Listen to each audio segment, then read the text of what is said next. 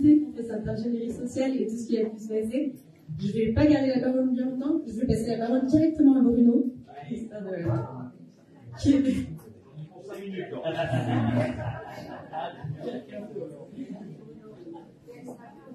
Emmanuel Le Chypre. Moi aussi j'ai porté plainte contre lui. Emmanuel Le Chypre. BFM, CNews. Il avait dit, si les gens ne se vaccinent pas, il faut envoyer la police chez eux pour aller les chercher. J'ai porté plainte contre lui. Juste un truc par rapport à ce matin, je me suis un peu présenté, je ne vous ai pas dit un truc. J'ai fait 2 fois ma 6e et 2 fois ma 4e. Et on m'a viré. Et comme j'avais un papa qui était carrossier, il m'a dit, je vais t'apprendre un métier. Et au bout de 10 ans, j'étais toujours apprenti. Alors ni manuel, ni intellectuel. Qu'allais-je devenir? Je suis ascendant, descendant des Gaulois, rien de la France d'en bas. Et alors, je suis devenu gilet jaune. Voilà. Donc, ce que je veux dire par là, moi aussi, je vais finir par une note d'humour. Merci à toi. Merci à toi. L'humour fait passer plein de choses. Ce que je veux dire par là, c'est que, donc, c'est pas des blagues, hein, 2 fois la 6e, 2 fois la 4e, c'est que depuis que je suis gilet jaune, je me suis enrichi. Et je lis beaucoup. J'ai lu le bouquin de route. Et puis, je me suis enrichi parce que j'ai écouté Jean-Dominique Michel.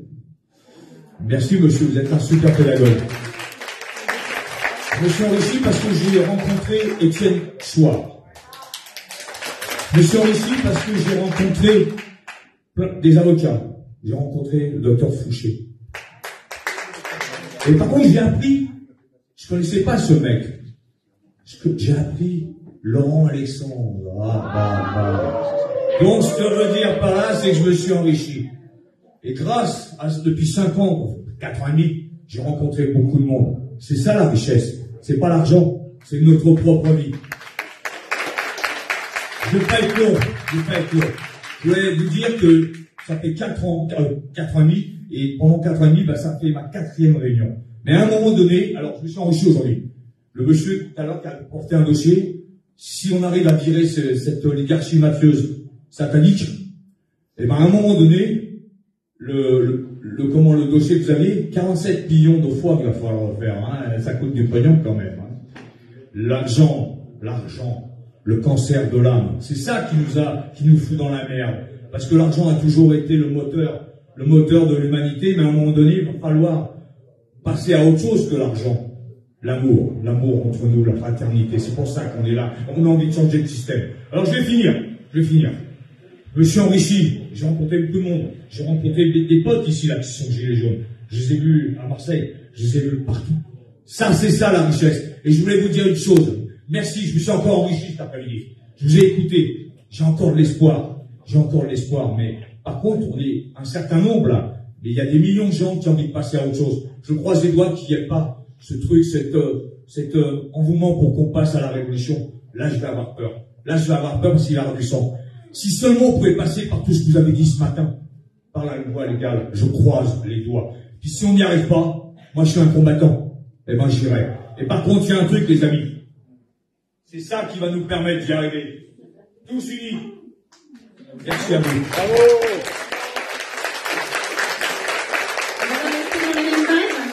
On va poser des questions après, quand on en a coupé, on fera ensuite un récap dans le compte rendu avec les questions. J'aurais aimé qu'ils mettent alors ton t-shirt. Ah, ouais. Si créateur de t-shirt sur le 18e. Mon premier, ça a été celui, je suis ascendant, descendant des Gaulois et rien à prendre d'en bas. Et j'en ai un pour te rejoindre, pardon, l'humour. 4e vaccination, un pot de moutarde offert. Merci. Bravo. Je profite de Bruno pour donner la parole à Hugo qui arrive. Allez, merci, bonjour à tous. Déjà, je trouve dommage que des personnes qui ont pris la parole nous ont déjà quittés. Hein, donc finalement, ils n'écoutent pas les débats, les échanges. Moi, j'avais des questions à poser avec certaines personnes. J'en profiterai tout à l'heure. Je pense qu'un minimum de respect, quand même, s'impose aujourd'hui. Moi, j'ai envie de rappeler certaines choses qui, on va dire, font sens dans ma tête. Je pense qu'on a plusieurs solutions. La première, elle a été déjà, je pense, évoquée, c'est celle de, on va dire, la voie légale, hein, en imaginant qu'on pourrait passer par un vote qui serait non faussé. C'est de créer éventuellement un parti, une reconnaissance du vote blanc, d'avoir des garde-fous, il me semble, c'est ce qu'on demande aujourd'hui, et une transparence vis-à-vis de ces personnes. Ensuite, il faut réfléchir à cette communication, à ce réseau qu'il faut mettre en place, et est-ce que nous avons les moyens en termes d'argent pour arriver à nos fins. Je vois, moi, dans mon rêve le plus fou, des assemblées plutôt qu'un RIC, un référendum d'initiative citoyenne, initié par les citoyens, finalement. Je vois plutôt des assemblées citoyennes permanentes, c'est-à-dire que ce seraient des lieux qui seraient ouverts aux citoyens, à la population, pour venir échanger sur le terrain, que ce soit au niveau local de sa petite commune, du département, de la région, et bien au-delà pour parler des problèmes qui nous concernent au plus près de chez nous.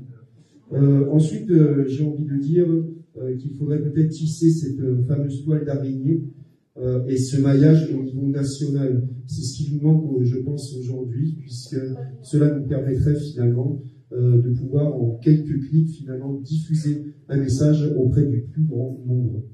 Tout à l'heure, ce matin, je vous parlais d'une autre solution qui serait peut-être plus radicale. Je suis quelqu'un de très pacifique, donc je vais le rester. Ensuite, chacun interprétera ses propos comme bon lui semble. J'appelle ça une cible nouveau. C'est-à-dire qu'à partir d'aujourd'hui, on a aujourd'hui donc des élus qu'il faudrait pousser à la démission finalement. Alors on me dit souvent oui, mais ceux qui vont démissionner seront remplacés.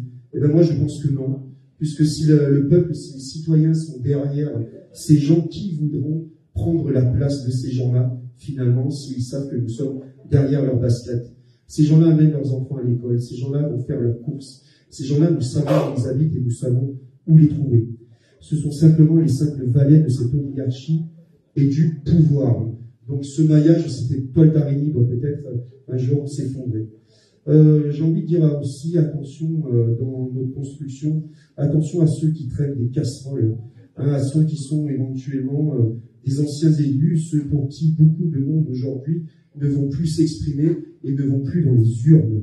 Donc il va falloir aussi remettre ça sur la table et que chacun prenne ses responsabilités. Il doit mettre aussi, comme je disais tout à l'heure, l'argent sur la table. Aujourd'hui, certains, il me semble, députés ou hommes ou femmes politiques auraient tendance à se rapprocher de ce noyau de résistants, de protestataires.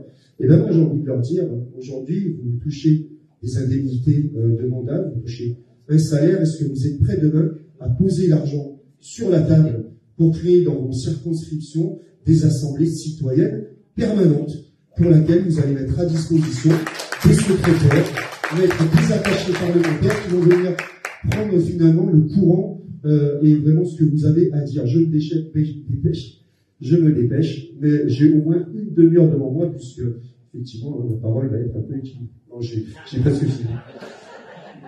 Dans les propositions qu'on a eues, je résume quand même, puisqu'on a eu la coalition citoyenne. Tiens, je voulais demander à Christophe, est-ce que c'est la coalition citoyenne qui a été plus ou moins réfléchie par Denis, par Sandrine et par Grégoire Lecoq? C'est cela. Donc, je pense que ce matin, tu t'es peut-être un peu avancé en disant que tu avais été à l'initiative de ce mouvement, puisque ce mouvement aujourd'hui rassemble, il me semble, plus de 6000 et quelques personnes et plus de 65 collectifs, je crois. Donc, effectivement, il faut un travail assez intéressant et moi, je vous invite aussi à aller voir ce qu'ils font, puisqu'il y a une concertation réelle et partagée.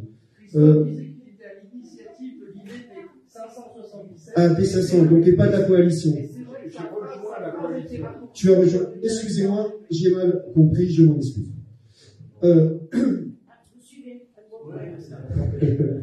Alors moi j'ai envie de dire, j'ai entendu cet après-midi donc la coalition citoyenne, des propositions pour la France pour tous.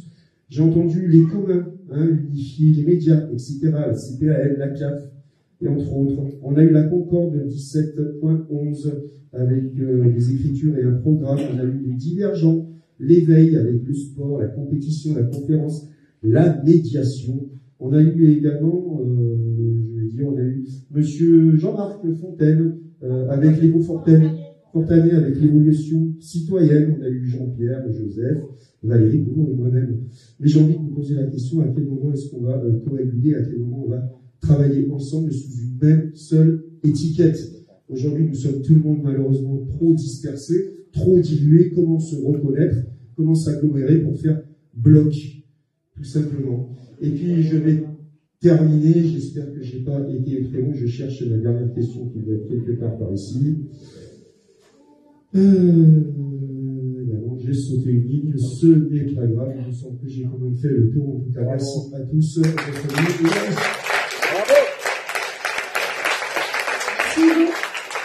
Laissez la parole 3 petites minutes.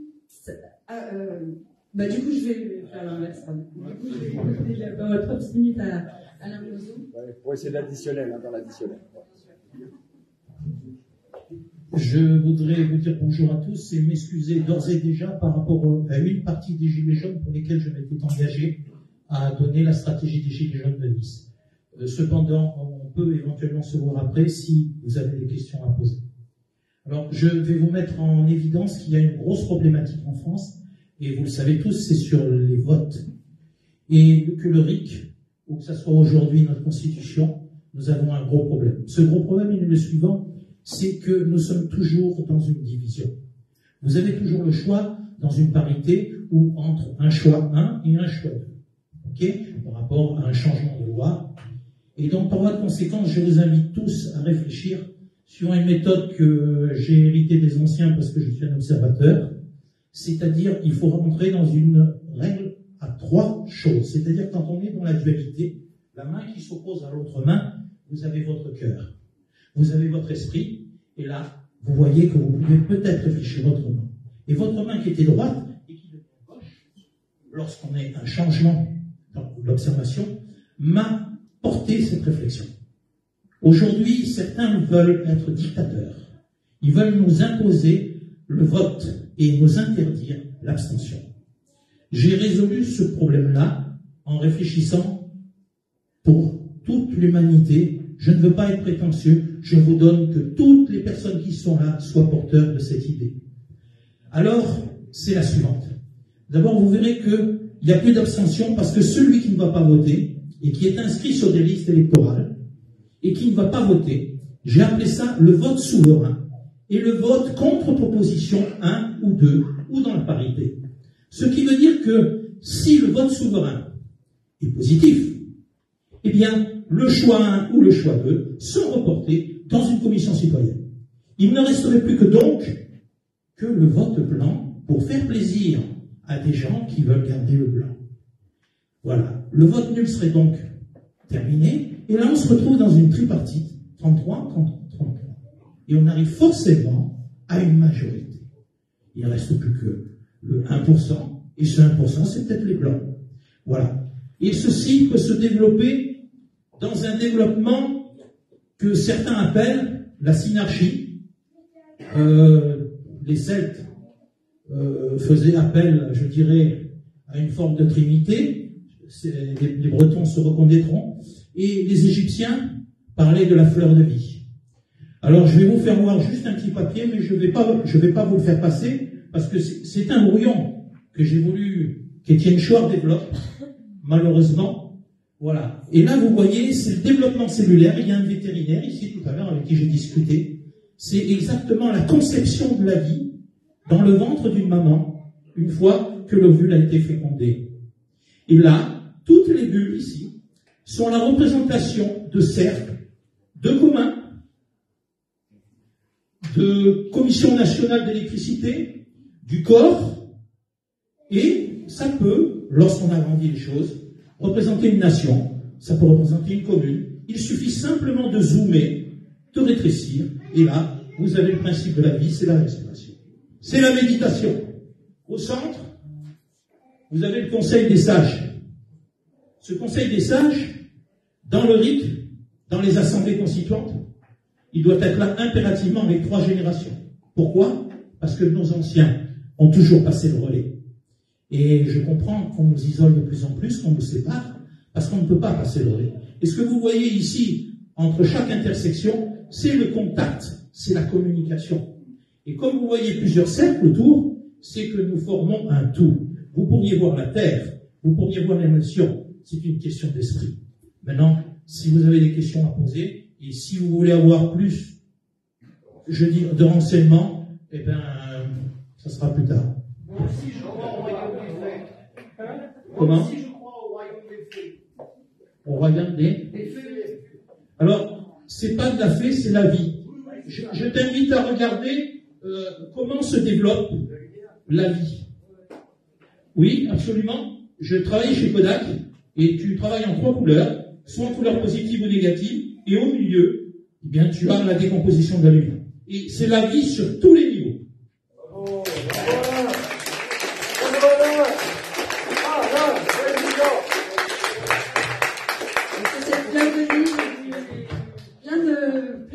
D'éléments et de mots qui m'ont beaucoup fait penser au commun d'ailleurs et qui ont l'air de regrouper des enjeux potentiels. Je vois beaucoup de points communs et de moyens de cross-border les idées et de faire des passerelles, même si c'est qu'une partie d'un projet avec une autre partie d'un projet. Je vais avoir très peu de temps à te laisser pour la monnaie. Et rebondir. Je vais prendre 1 minute pour chaque point que je veux développer. Très court. Donc, le premier, c'est les valeurs. J'en ai parlé ce matin. Sans valeurs, il n'y a aucune société qui peut être construite. Alors, j'ai entendu de beaux projets, j'ai entendu de belles choses, mais sans ces valeurs-là, nous ne ferons rien et nous ne construirons rien. C'est la première des choses à définir. La deuxième des choses, c'est... Vous voyez, je suis beau. La deuxième des choses, c'est que bientôt, en 2027, la monnaie fiduciaire, vous savez ce que c'est la monnaie fiduciaire? C'est les papiers, pour l'instant. Elle va disparaître. Elle va disparaître à partir d'octobre 2023. Ça va commencer petit à petit. Et donc, là-dessus, si on est privé de ce papier, pour l'instant, qui a une valeur symbolique, mais qui a une valeur quand même, eh bien, on va être pieds et mains liés. Donc, moi, ce que je vous invite, c'est qu'à partir de demain matin, de créer des concertations citoyennes, de créer des débats citoyens, de créer des idées pour que, justement, tout le monde puisse garder cette putain de monnaie, parce que sans ça, on va être mort. Alors, et qu'on arrête de payer en carte bleue. Voilà, une carte bleue, un téléphone, etc. Il faut arrêter tout ça. Et la troisième, j'ai fini parce que c'est très court. Et la troisième des choses, moi, j'entends dire union. J'entends dire, on a tous de bonnes idées. Je pense que, à partir, et très rapidement, il faudrait créer, non seulement en France, mais une organisation non gouvernementale, internationale, où il y ait une agora, où il y ait une association de promotion, et où il y ait un syndicat qui définisse et qui défende le peuple. C'est l'humain, c'est l'humanité qui est en danger à partir de maintenant. Il y a l'intelligence artificielle qui arrive. Si nous ne créons pas cet organe-là, avec des représentants, et j'en appelle à Jean-Dominique Michel peut-être pour être un de ces représentants, de créer, de porter les valeurs de l'humanité, les valeurs de l'homme. Voilà, c'est tout ce que j'ai à dire, et je vous en remercie.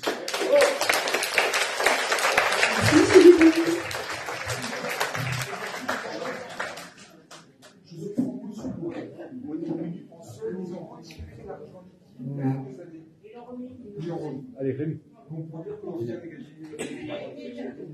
Donc pour ceux qui n'auront pas entendu, c'est en Suède, ils ont retiré l'argent liquide il y a quelques années et ils l'ont remis. Et qu'on aille à ce moment-là vers l'argent liquide. Mais venez dans les commissions, alors, vraiment, venez dans les commissions. Il faut qu'on s'unisse et qu'on parle tous de tout ensemble. Il y a des moments. Et je vais laisser la parole à Marie. Pardon. Je vais laisser la parole à Marine de Résistance Liberté et de Rémi de Nissan Le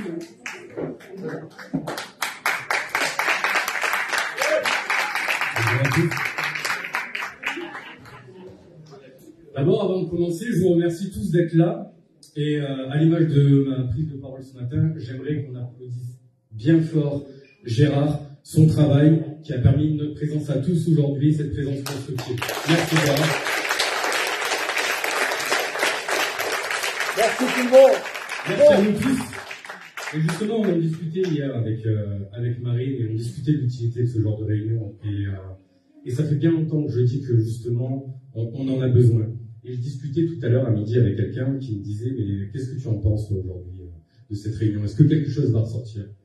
J'ai dit, ben moi je pense en termes de temporalité, c'est-à-dire que j'ai 35 ans, je suis pas très vieux, je me bats depuis que j'ai 17 ans, c'était la loi CPE à l'époque. Ensuite, j'ai vu Podemos, indignez-vous, en France, hein, il s'est absolument presque rien passé. Podemos, hein, ça crée un parti quand même en Espagne qui arrive à sortir des choses concrètes. On a eu des nuits debout, on a eu le 49.3 de Valls, on a eu la loi sécurité globale, et à chaque fois les choses n'ont pas tellement avancé, comme les nuits debout ont permis de faire émerger justement l'idée du RIC, et c'est une bonne chose. Certains n'ont pas forcément la mémoire de l'émergence de cette idée, mais en l'occurrence, Étienne Chouard était très présent sur les nuits debout, et on pouvait même aller le rencontrer à l'université. Donc il nous en parlait. Donc en fait, sur quoi je veux mettre l'accent, sur le fait que les choses avancent. Il y a 10 ans, il n'y avait rien. Il y avait 5 ans, on avait des doutes, on se réunissait peu. Et il y a 4 ans et demi, les choses ont explosé. Et depuis, on ne s'arrête pas. On se rassemble, et de façon de plus en plus structurée. C'est-à-dire qu'on a créé des ronds-points, c'était très anarchique, on se rencontrait, on faisait émerger des idées. Mais aujourd'hui, on en est au stade supérieur. Aujourd'hui, c'est pas encore parfait, mais on est là. On est là, il y a des idées qui émergent, et plus que d'aller sur les problèmes, ce qu'on voit aujourd'hui, c'est sur les solutions. Donc les solutions, elles n'engagent que moi, et mes paroles vont être très franches. Vous savez, moi, je ne passe pas par 4 chemins, je pense qu'il n'y en a que 2, et je me trompe sûrement, c'est parce que je ne vois pas les autres. Aujourd'hui, pour moi, ça va être la démocratie. Alors, je vais être assez cassant, hein. Je vous le dis, je vais jouer l'avocat du diable avec moi-même. Ça serait les élections, comme je le disais ce matin, le dernier qui a essayé, il s'appelle Coluche. Si on veut aller lui poser des questions sur sa manière de faire, on sait où le trouver aujourd'hui. Ces gens-là ne nous laisseront pas faire. Mettons, nous y arrivons.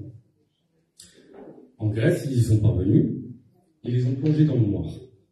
Ça fait des années, on parle d'autonomie alimentaire.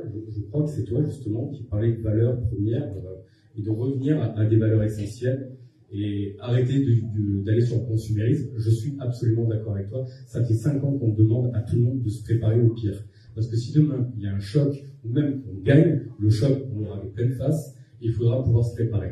Regardez l'Islande. L'Islande a fait démissionner son gouvernement, a renationalisé les banques, et ils les ont plongés pendant à peu près 5 ans dans le noir, comme la Grèce, comme tous les pays qui sont révoltés. Donc ça aussi, il faut le prendre en compte. Il ne faut pas se mentir. Il ne faut pas se mentir parce que c'est pas les bisounours, ça va être pas tout rose. Si on gagne, on perd beaucoup. Derrière, ça va être du travail, de longue haleine, parce qu'on sera dans la reconstruction. Est-ce qu'on a besoin de tout détruire? Je ne pense pas. Tout à l'heure, on parlait de Trinité. Monsieur parlait de Trinité, ça vient d'un courant de pensée qui est franc-maçon, hein, c'est le naochisme. Pardon? Ça date de 6000 ans avant Jésus. C'est sur ces bases-là et c'est sur ces fondamentaux-là et les 7 lois du naochisme que la franc-maçonnerie a édité ces principes. Mais je vous encourage à vous en inspirer, parce que ces gens-là, cela fait des siècles et des siècles qu'ils les utilisent, ces techniques, qu'ils se réunissent à l'image de nos réunions d'aujourd'hui, qu'ils prennent la parole à l'image de cette prise de parole et de toutes les autres qui vont suivre. Et ils le font. Ils sont dans les associations, toutes les associations. Si vous ne savez pas où les trouver, où les reconnaître devant chaque panneau de chacune des villes de France, en dessous du nom de la ville se trouvent des panneaux d'associations. Ce sont ces fameuses associations sombres et d'influence qui se réunissent et s'affichent à l'entrée de notre ville pour dire qu'ici, ce sont chez eux. Est-ce que nous ne pourrions pas faire la même chose et ville par ville, dire que nous sommes chez nous? Parce que nous sommes chez nous. Et parce que ce pays est nous. Je vais laisser passer la parole à Marine. Je vous remercie en tout cas, mais pour moi, ces solutions sont là. Je terminerai sur la deuxième que j'ai pas explorée. La deuxième, c'est pareil, c'est la violence. Là aussi, nous ne laisserons pas faire, bien évidemment. Mais on a peut-être les facultés d'arriver au bout en attrapant les âmes. Un jour, et je terminerai là-dessus, un homme m'a dit qu'une fois qu'une conscience était acquise à notre cause, C'est-à-dire, on parlait d'éveil tout à l'heure, quand quelqu'un arrive de l'autre côté du miroir, comme je l'appelle, de notre côté, il n'y a aucun retour en arrière possible. Et ça, c'est notre force. Il faudra en prendre conscience. Et quand on aura réussi à éveiller suffisamment de personnes assez déterminées, on y arrivera. Mais rappelez-vous qu'il y a 10 ans, il n'y avait rien du tout, et qu'aujourd'hui, on est tous ensemble.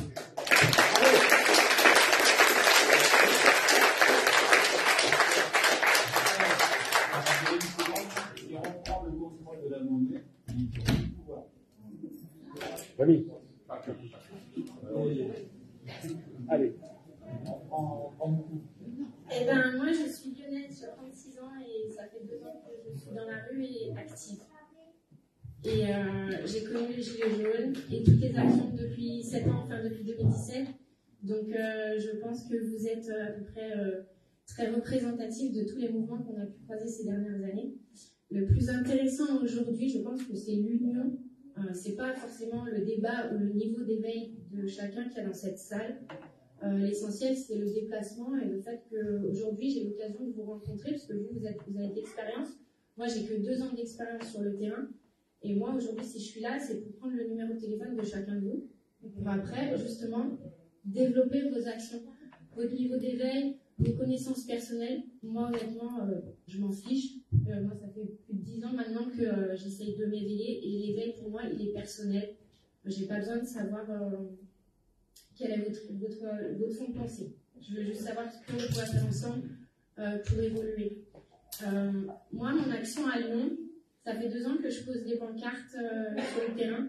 Je joue sur je pose les mots de la vie, les mots de la société, tout ce qu'on a pu traverser ces dernières années, et je les expose aux passants. Et en fait, je me rends compte que les riverains, ils sont pas inconscients, ils sont juste perdus, ils sont délaissés et ils ont peur. Et nous, on est une résistance, on est une famille, et on est très soudés, même s'il y a des divergences, mais ça peut faire peur aussi aux gens qui sont en face.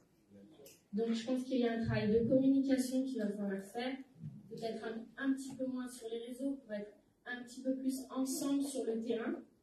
Et je voulais aussi faire un gros appel.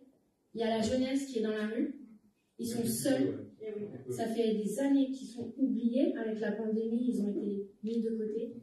Mais là, ils sont dans la rue et ils n'ont aucun moyen, ni d'expression, ni de soutien. Et nous, la résistance, les plus anciens, avec le grand respect que j'ai pour ce mot, on doit leur donner les moyens, les possibilités, les soutenir, parce que les jeunes, ils ont beaucoup d'idées, ils sont sur le terrain, ils ont l'énergie, ils ont l'envie, mais ils ont un exemple de résistance qui a beaucoup de travers.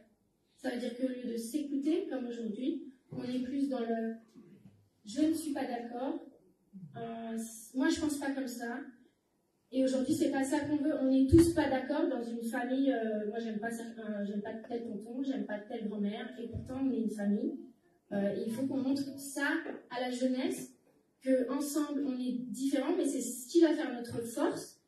Les actions sont différentes, mais il en faut pour tout le monde. Il y a des gens passifs, il y a des gens non passifs, il y a des gens violents, il y a des gens en colère, il y a des gens qui sont faibles, et je pense que chacun a sa petite action à mettre en avant, et au lieu de dire « toi, ton action n'est pas bien », essayons de s'élever et de se soutenir. Moi, si j'avais écouté certains résistants, les pancartes, je les aurais jamais posées, et là, ça fait 2 ans qu'on est là tous les samedis, on touche énormément de jeunes, les gens font des pancartes, les gens s'arrêtent, ils passent l'après-midi à les lire, et pour nous, c'est une fierté parce que c'est des passants et des riverains qu'on touche. Donc là, je vous invite à peut-être chacun qu'on échange nos numéros. Au moins, ce sera déjà le point positif. Et après, que vous m'envoyez toutes les informations que moi, je pourrais m'envoyer sur le terrain.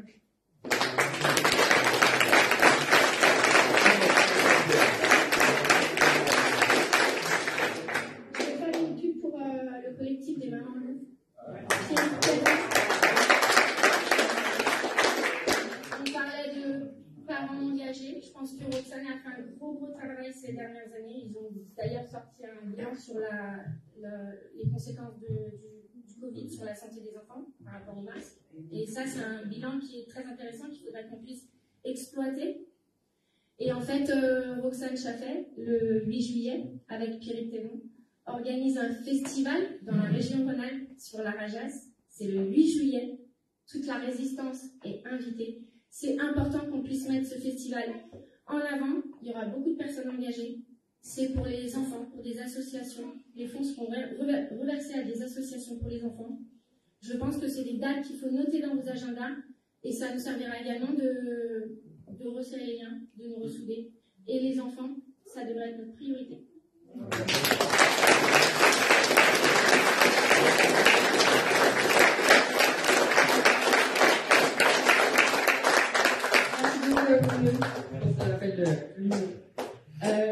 On finira le jeu de la démocratie avec Wilfried après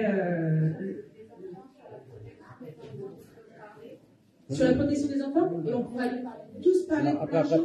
Là, on avait la fin de notre intervention et je vais laisser la parole à Jean-Marie Michel.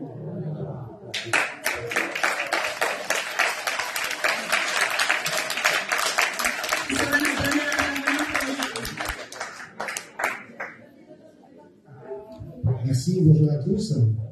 Et puis mon vrai métier, c'est la santé publique. Et en fait, c'est pas bon d'être assis trop longtemps et d'écouter trop de paroles à la suite.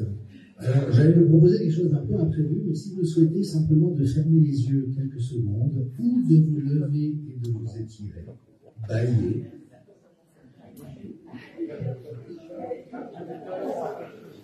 Pour mettre un peu de silence et de vide. Surtout que je vais à nouveau vous prendre la tête avec pas mal de choses. Et puis simplement de vous tourner vers la personne à côté de vous, prendre ses mains et lui dire merci d'être là. Merci d'être là. Merci d'être qui tu es.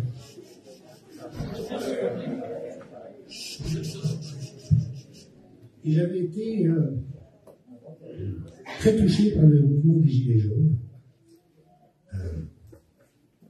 et ce qui lui est arrivé, parce que on a osé parler de la France d'en bas.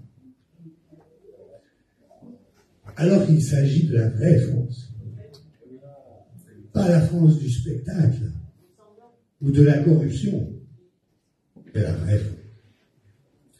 Et ça fait partie de l'agenda totalitaire mondialisé que de renier le passé, y compris dans ce qu'il a eu de plus beau. Et quelles que soient nos convictions religieuses ou non, la France a été très longtemps une terre chrétienne. Et figure au sein de cette vision du monde, bien sûr, on a beaucoup d'autres qui sont tout aussi honorables, entendez-moi bien, mais cette notion que le plus petit est le plus important. Qu'il y a en chacun une valeur de dignité infinie. Il n'y a pas les petits gens et les grands gens.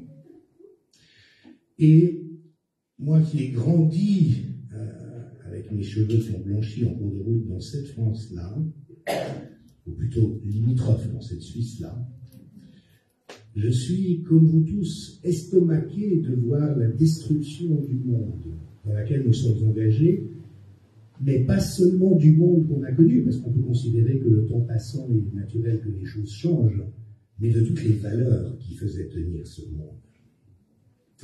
Alors, le constat a été posé aujourd'hui, je le partage, nous avons urgemment besoin de renverser ce régime.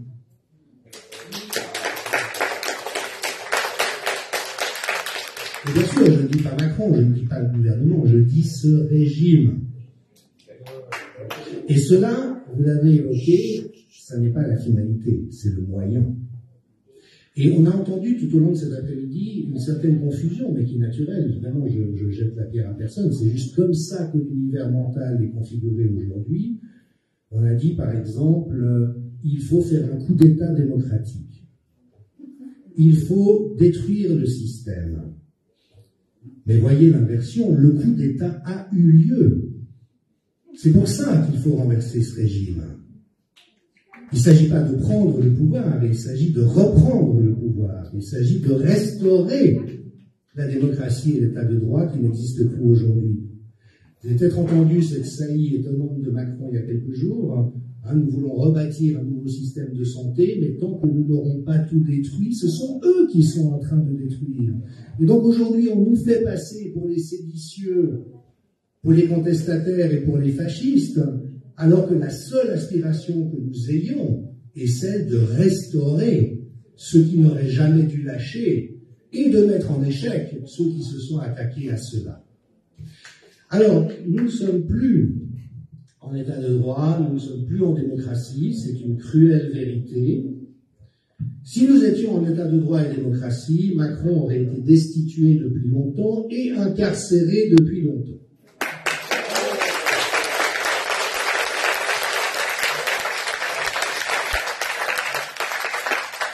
Je ne suis pas juriste, mais il est un concept juridique qui s'appelle atteinte aux intérêts fondamentaux de la nation. On appelle ça la haute trahison à l'époque. Et ce qu'il y a de fascinant dans tout ce que j'évoque, c'est que c'est obvi. On me fait parfois le reproche, vous imaginez un complot caché, mais je n'imagine rien et le complot n'est pas caché. Klaus Schwab, descendant d'un dignitaire industriel nazi, qui est à la tête d'une organisation fasciste, au sens politique et philosophique du terme, dit nous avons infiltré tous les gouvernements, et en France, Macron est celui qui réalisera notre agenda.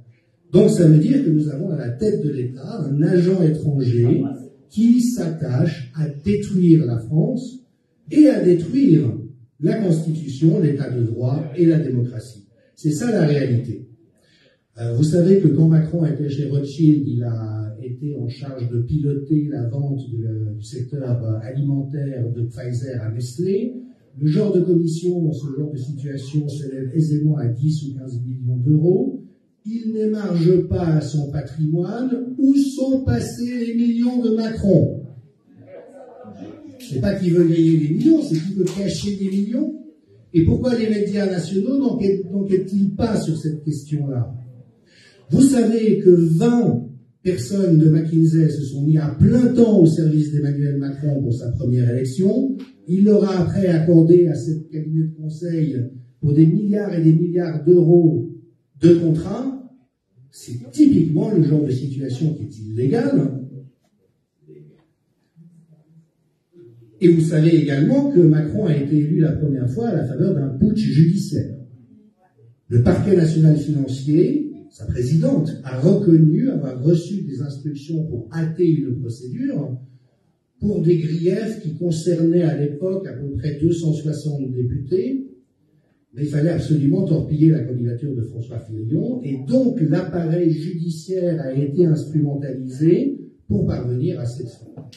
Donc, s'il y avait un état du droit, vous voyez ce que je veux dire, nous ne serions pas soumis à ce à quoi nous avons été soumis, et en fait, la réalité de la situation dans laquelle nous sommes, c'est que nous sommes face à un crime d'État contre la démocratie.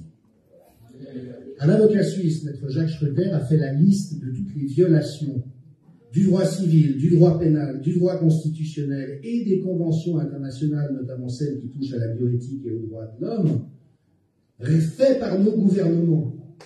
Et ils sont multicriminels.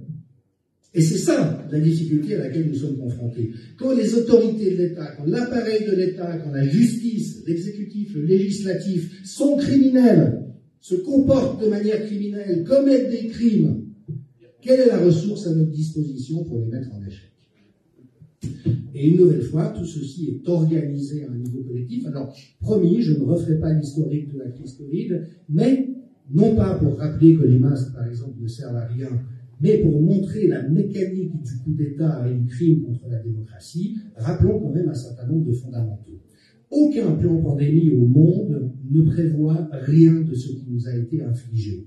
Dans le plan du CDC, la santé publique américaine, il est prévu qu'on puisse éventuellement, en cas de besoin, demander aux personnes malades de rester volontairement chez elles. C'est le plus contraignant qu'on trouve. Et pourquoi ne trouve-t-on aucune des mesures qui nous ont été imposées? Pour deux raisons. La première, c'est qu'elles sont parfaitement inutiles, et c'est connu de longue date. non seulement inutiles, mais dommageables, c'est-à-dire qu'elles produisent elles produisent des dégâts sans avoir aucune utilité.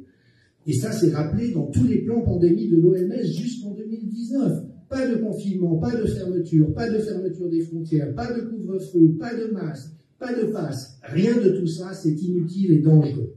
Et d'ailleurs, le seul pays européen qui s'est abstenu totalement de toute mesure de contrainte, la Suède, a le meilleur résultat de tous les pays d'Europe face à la pandémie, parce que ce n'est pas ainsi qu'on gère une pandémie.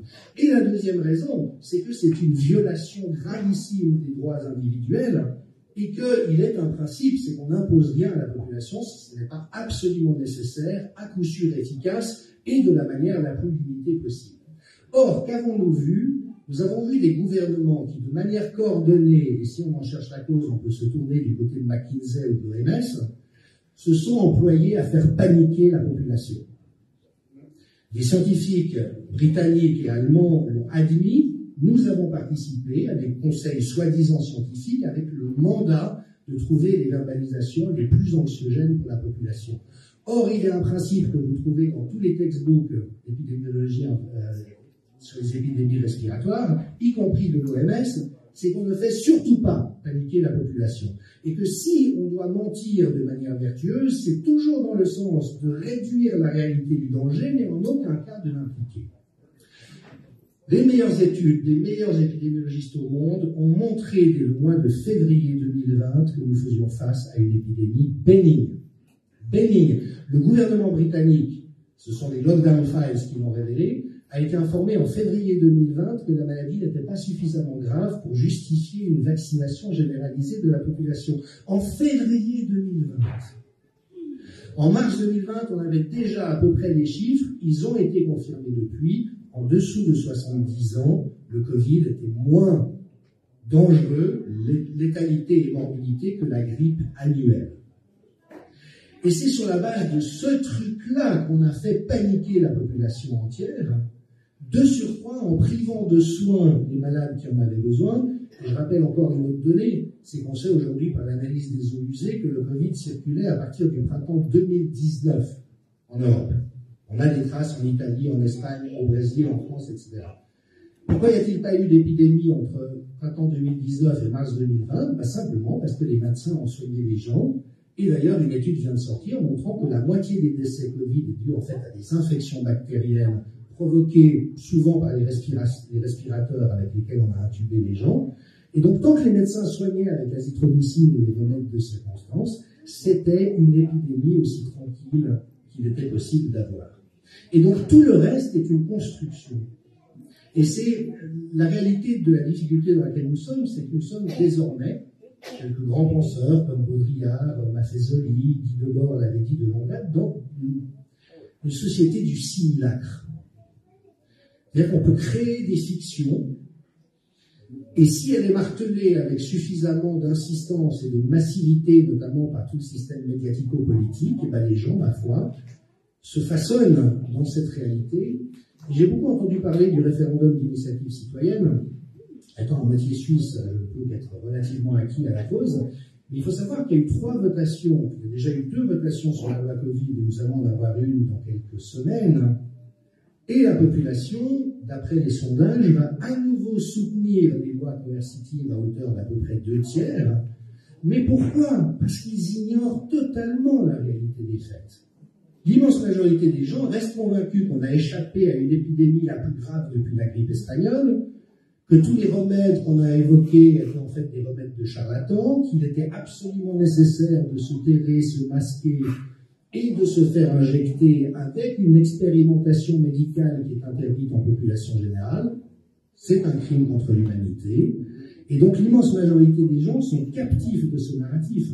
Et donc, vous voyez, le référendum d'initiative citoyenne n'a de sens, ou plutôt ne fonctionne, que si la population a accès à l'information et peut se déterminer en connaissance de cause.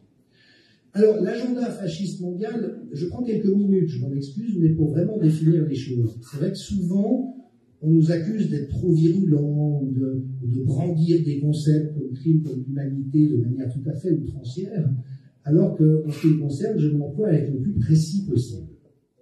Qu'est-ce qu'une tyrannie ? C'est un système dans lequel la tête de l'exécutif s'arroge des pouvoirs qui relèvent d'autres pouvoirs et les concentre entre ses mains. Vous êtes probablement au courant que Macron a exigé des députés de son parti qu'ils s'engagent à voter toutes les lois qu'il proposerait. Ça s'appelle de l'impéritie sur le plan constitutionnel et c'est la signature de la tyrannie. Donc la France, actuellement, est dans un régime de tyrannie. La dictature, c'est la suspension temporaire des lois prévalant habituellement pour faire face à un danger. C'est une législation d'exception. Nous avons bien été dans ce cas de figure. Le fascisme, c'est la collusion entre les grandes entreprises et l'État. C'est la définition que Mussolini avait donnée. Docteur honoris causa de l'université de Lausanne.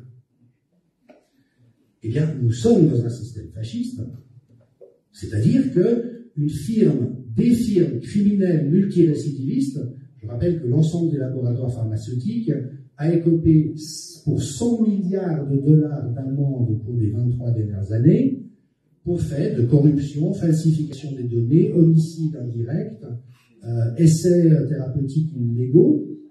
Et curieusement, Raoult l'a rappelé chez Hanouna, les États-Unis sont le seul pays au monde qui condamne ces pharma, mais étant donné que les bénéfices qu'elles font avec leur truanderie sont infiniment supérieurs aux amendes qu'elles écopent et que personne ne va jamais en prison, elles s'en accommodent fort bien.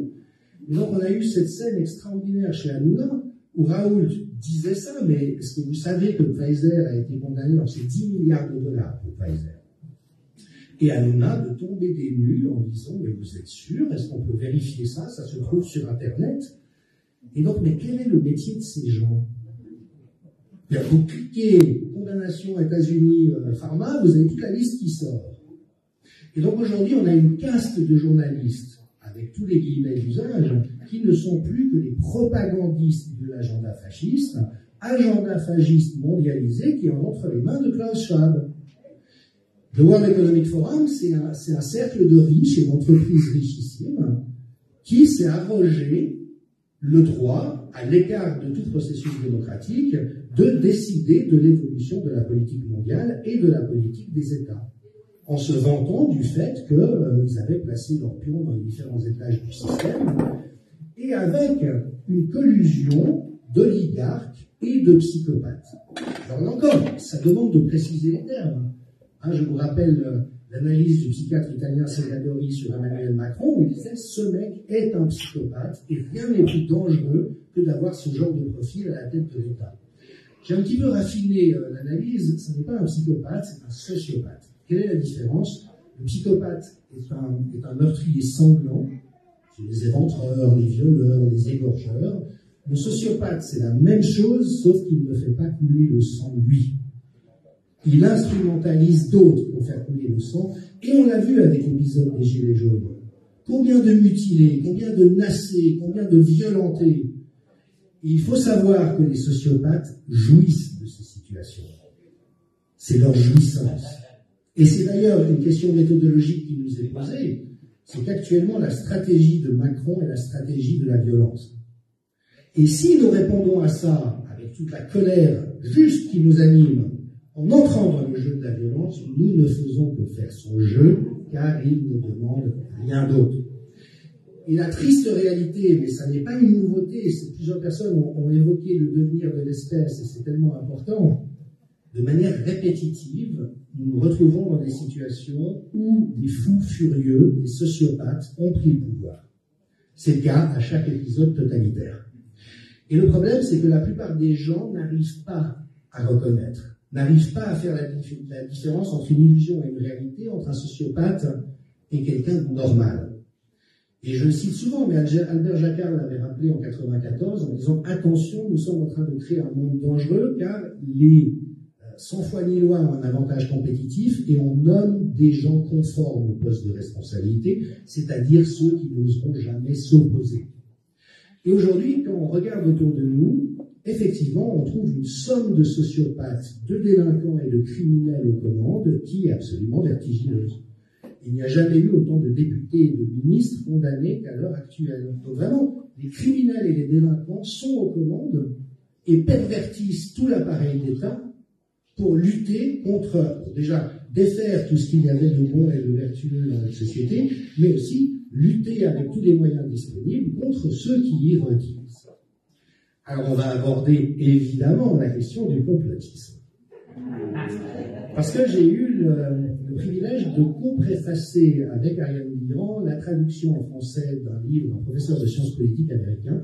Le livre s'appelle « Aux origines de la théorie du complot, un outil de contrôle de la pensée », où effectivement ce professeur, relevant déjà que la criminalité d'État est très fréquente, tout d'un coup il semble devenir tabou d'imaginer que les gens qui ont le pouvoir seraient tentés d'en abuser et de faire des coups tordus pour y accéder et s'y maintenir. On le sait depuis les Grecs et probablement les Égyptiens. C'est une constante de l'histoire humaine. Aujourd'hui, si vous dites comment raconter les conspirations, ça existe, alors là, vous êtes tout de suite catalogé.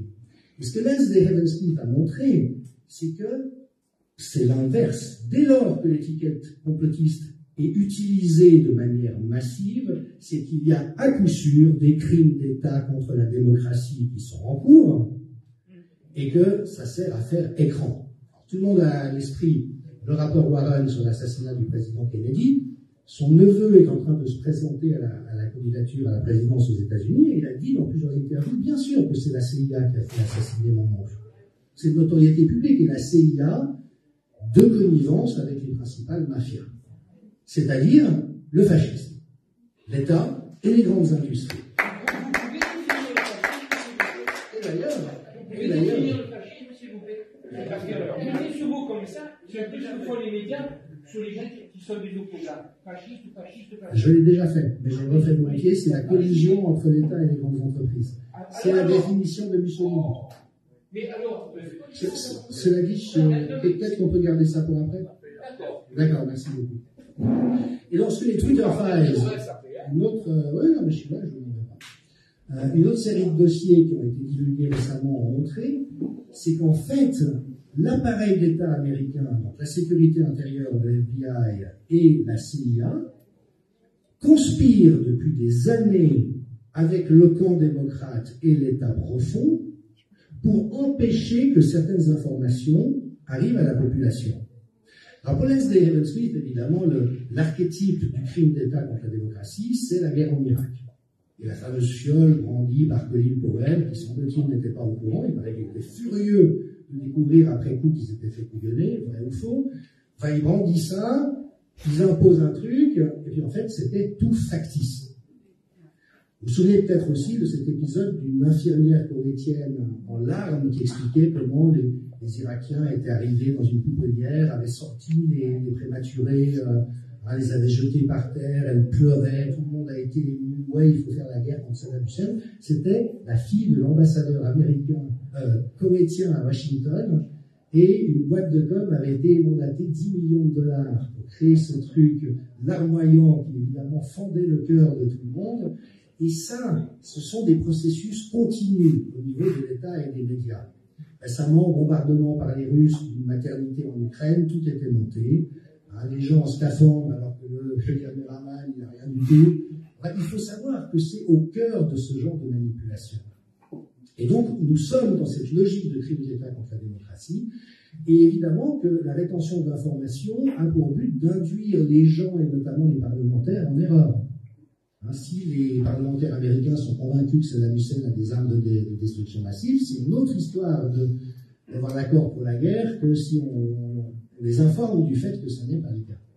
Et donc ce que les Twitter Files ont montré, par exemple, c'est que, alors même que le fils de Joe Biden, qui a trempé dans un ensemble d'opérations criminelles, incluant le trafic d'êtres humains, des laboratoires biomilitaires en Ukraine, probablement du trafic de drogue, il a laissé son ordinateur portable chez un réparateur, il n'est pas venu le chercher. Le réparateur, au bout d'un certain temps, s'est dit c'est un peu bizarre, il a été voir dedans, il a trouvé plein de fichiers, notamment pédocriminels. Il a donné l'ordinateur portable au service de police, et là, qu'a fait le FBI?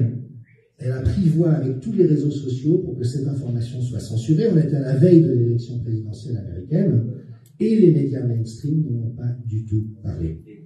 Alors c'est en train de sortir maintenant à travers les auditions au Congrès américain, mais vous voyez comment une conspiration, oui, ça existe, une conspiration a été ourdie pour empêcher, et 53% des Américains disent aujourd'hui que s'ils avaient su, ils auraient voté autrement. Donc vous voyez, on est vraiment dans une prise d'otage de nos démocraties, et c'est donc la difficulté à laquelle nous sommes confrontés. Alors, je ne vais pas faire trop long, parce que vous avez déjà été très patient, il y a des questions.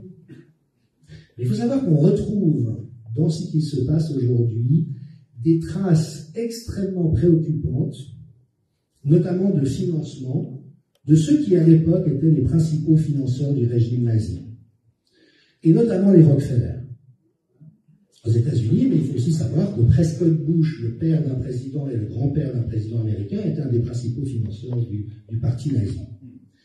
Et donc aujourd'hui, l'OMS est probablement l'organisation internationale la plus corrompue par les fondations comme celle de Bill Gates et la fondation Rockefeller, mais également par le Parti communiste chinois.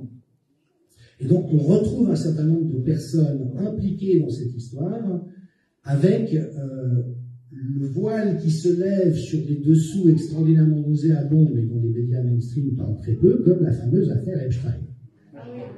Peut-être entendu parler. Donc, juste pour faire un point de situation à l'heure actuelle, Epstein est ce type qui s'est retrouvé du jour au lendemain à la tête d'une fortune d'à peu près 200 millions de dollars au minimum, donc ça parle de 800 millions, avec une île privée, penthouse à Manhattan. Il n'a jamais eu de société financière, il n'a jamais employé personne, il n'a jamais eu de site, mais il a été présenté comme un grand financier, et il s'est mis cul et chemise avec tout le gratin des puissances américaines et mondiales, et en exploitant notamment un système pédocriminel pour faire chanter les personnes. Et donc il a accueilli sur son île des dizaines et des centaines de personnes qu'on connaît tous, comme Hillary Clinton, Bill Gates, Noam Chomsky, le cofondateur de Google, Larry Page, qui a disparu depuis quelques jours, le président de la banque JP Morgan, Ehud Barak, le premier ministre israélien, tout ça est connu. Tout ce que je dis est documenté et vérifiable. Et donc, Epstein, donc il a avéré aujourd'hui qu'il travaillait pour la CIA et les services secrets israéliens, filmait des gens dans des situations de crimes pédocriminels pour avoir une influence sur eux. Et notamment Edmond et Ariane de Rothschild. Alors David de Rothschild, c'est de l'information que je vous donne. C'est l'ancien employeur de Macron. C'est aussi celui qui finance Conspiracy Watch. Et cette officine de propagande qui est actuellement incriminée dans l'attribution du fonds Marianne, parce que c'est le fonds qui a été créé après l'assassinat de Samuel Paty pour la lutte contre l'intégrisme. Et ce que les sénateurs ont mis en lumière, c'est que ce fonds a été utilisé pour contrer des opposants à Macron. Ce n'était quand même pas le but premier. Et Conspiracy Watch a reçu énormément de financement par des biais divers à ce titre-là, pour faire quoi? La chasse aux complotistes. Et donc, dès qu'il y a un vrai scandale d'État, comme l'affaire Epstein, Conspiracy Watch montre au front en disant c'est conspirationniste de dire ceci, c'est conspirationniste de dire cela. Maintenant, ce qui est intéressant, c'est que l'autre grand financeur de Conspiracy Watch, c'est David de Rothschild, l'ancien employeur de Macron, et qui donc instrumentalise la mémoire de la Shoah pour camoufler les crimes d'État qui sont en train de se dérouler aujourd'hui. Donc, il faut qu'on mesure à quoi on a affaire. Alors, tout ce qui nous arrive a un parfum profondément nauséabond. Moi, j'aimerais juste dire ceci. Mon grand-père était dans la Résistance, du côté de Bergerac.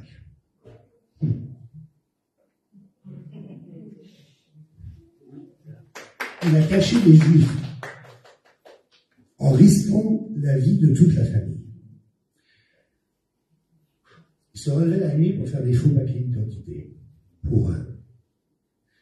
Il y avait une chambre secrète dans la maison où passaient les fugitifs juifs. Et aujourd'hui, quand je vois qu'on instrumentalise, qu'on exploite la mémoire des déportés et des résistants pour camoufler ces crimes en cours, je suis scandalisé. Scandalisé.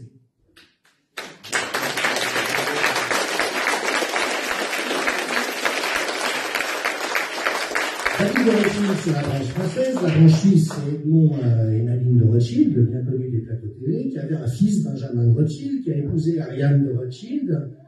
Ariane de Rothschild, dont on sait maintenant qu'elle allait très fréquemment rendre des visites à Jeffrey Epstein, et avec une fondation Edmond de Rothschild, avec qui à sa tête?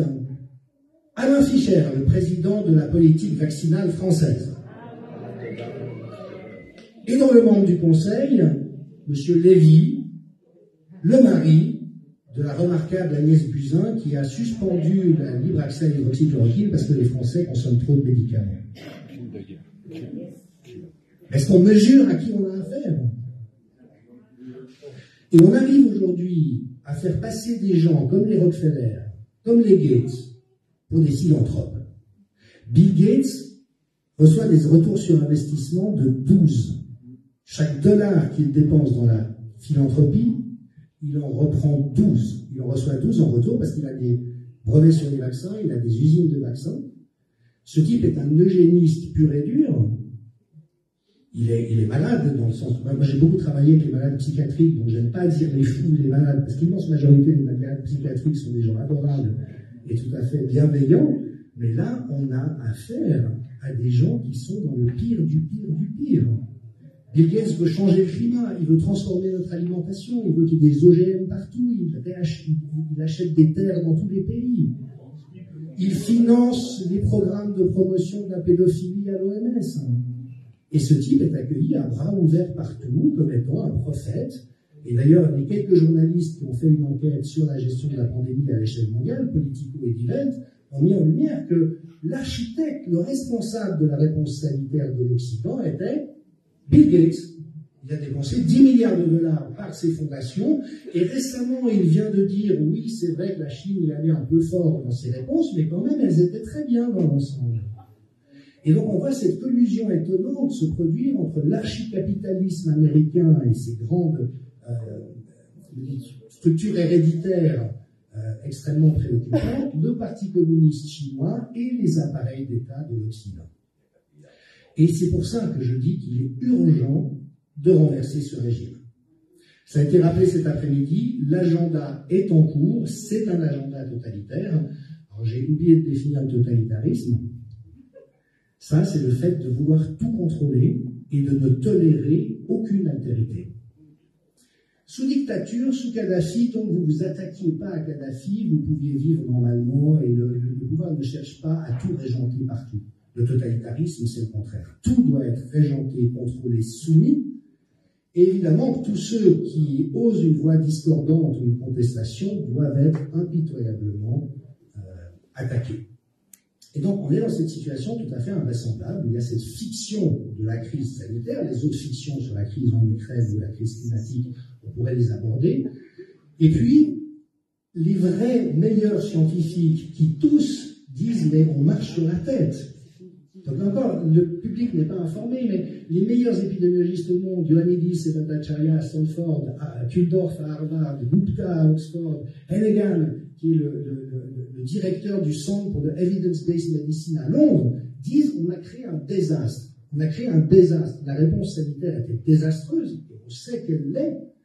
Et après, vous avez cette fiction métatico-politique qui dit non, et d'ailleurs, le consensus scientifique unanime, et donc on sort des gens que je ne qualifierais pas, comme Laurent Alexandre, comme Gilbert Deray, comme Karine Lacombe, qui nous expliquaient tous vaccinés, tous protégés, etc. Et on dit c'est eux le consensus scientifique. Et tout ça est une pure manipulation. Alors, je ne vous apprends rien, le constat posé, qu'est-ce qu'on fait? Alors je dirais qu'on est mal barré pour deux raisons, on est bien barré pour une raison. Pourquoi est-ce qu'on est mal barré? Déjà parce qu'effectivement, ça a été évoqué, l'immense majorité des gens sont totalement inconscients de ce que j'évoque, sous hypnose, mais d'une manière où si on se risque même à évoquer la réalité, on se fait immédiatement envoyer sur les roses. Vous l'avez vu?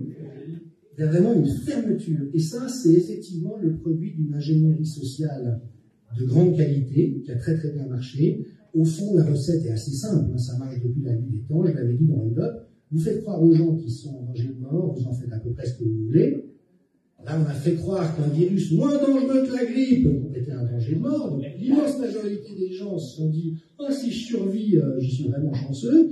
Et puis, on a associé au danger de mort tous ceux qui contestaient le danger officiel. On l'a entendu ou pas? Les non-vaccinés sont un danger public, les coronasceptiques sont un danger public, on devrait vous interdire, on devrait vous enfermer, on devrait vous priver de soins. Et là, vous avez la mécanique totalitaire qui s'active. C'est-à-dire qu'on déshumanise toute une catégorie de la population d'une manière qui est caractéristique du totalitarisme. Hein? Je vais les emmerder. Il y a un retraité en France qui a mis une pancarte récemment, j'emmerde Macron, il a été condamné. Donc le président de la République, avec tous les guillemets qui s'imposent, lui peut choisir d'emmerder les autres. Il peut même décréter que les citoyens qui ne se soumettent pas à sa narration dystopique ne sont plus des citoyens. Comment ça s'appelle ça en sciences politiques? De la tyrannie. J'ai le pouvoir de décréter qui est un citoyen et qui est un sous-citoyen, voire même une absence de citoyen. Et donc la difficulté qu'on a, c'est qu'on interagit avec une population qui, dans une grande majorité, est captive de ce narratif, et ça va être très compliqué pour eux d'en sortir. Aussi, parce que beaucoup d'entre eux ont joué un rôle actif dans cette histoire, notamment les médecins. Ils ont été payés bonbons pour vacciner à journée longue. Et donc, déjà se dire, j'ai été injecté 3 fois, j'ai mis ma vie en danger en prenant un produit sur lequel on ne savait rien. Les autorités m'ont menti en me disant qu'il était sûr et efficace parce qu'on n'avait aucun moyen de le savoir à ce moment-là. Et on constate au contraire depuis qu'il pose toutes sortes de risques. Déjà ça, c'est très compliqué. Mais si en plus vous avez vacciné des milliers de personnes en croyant bien faire, vous voyez comme c'est bien foutu.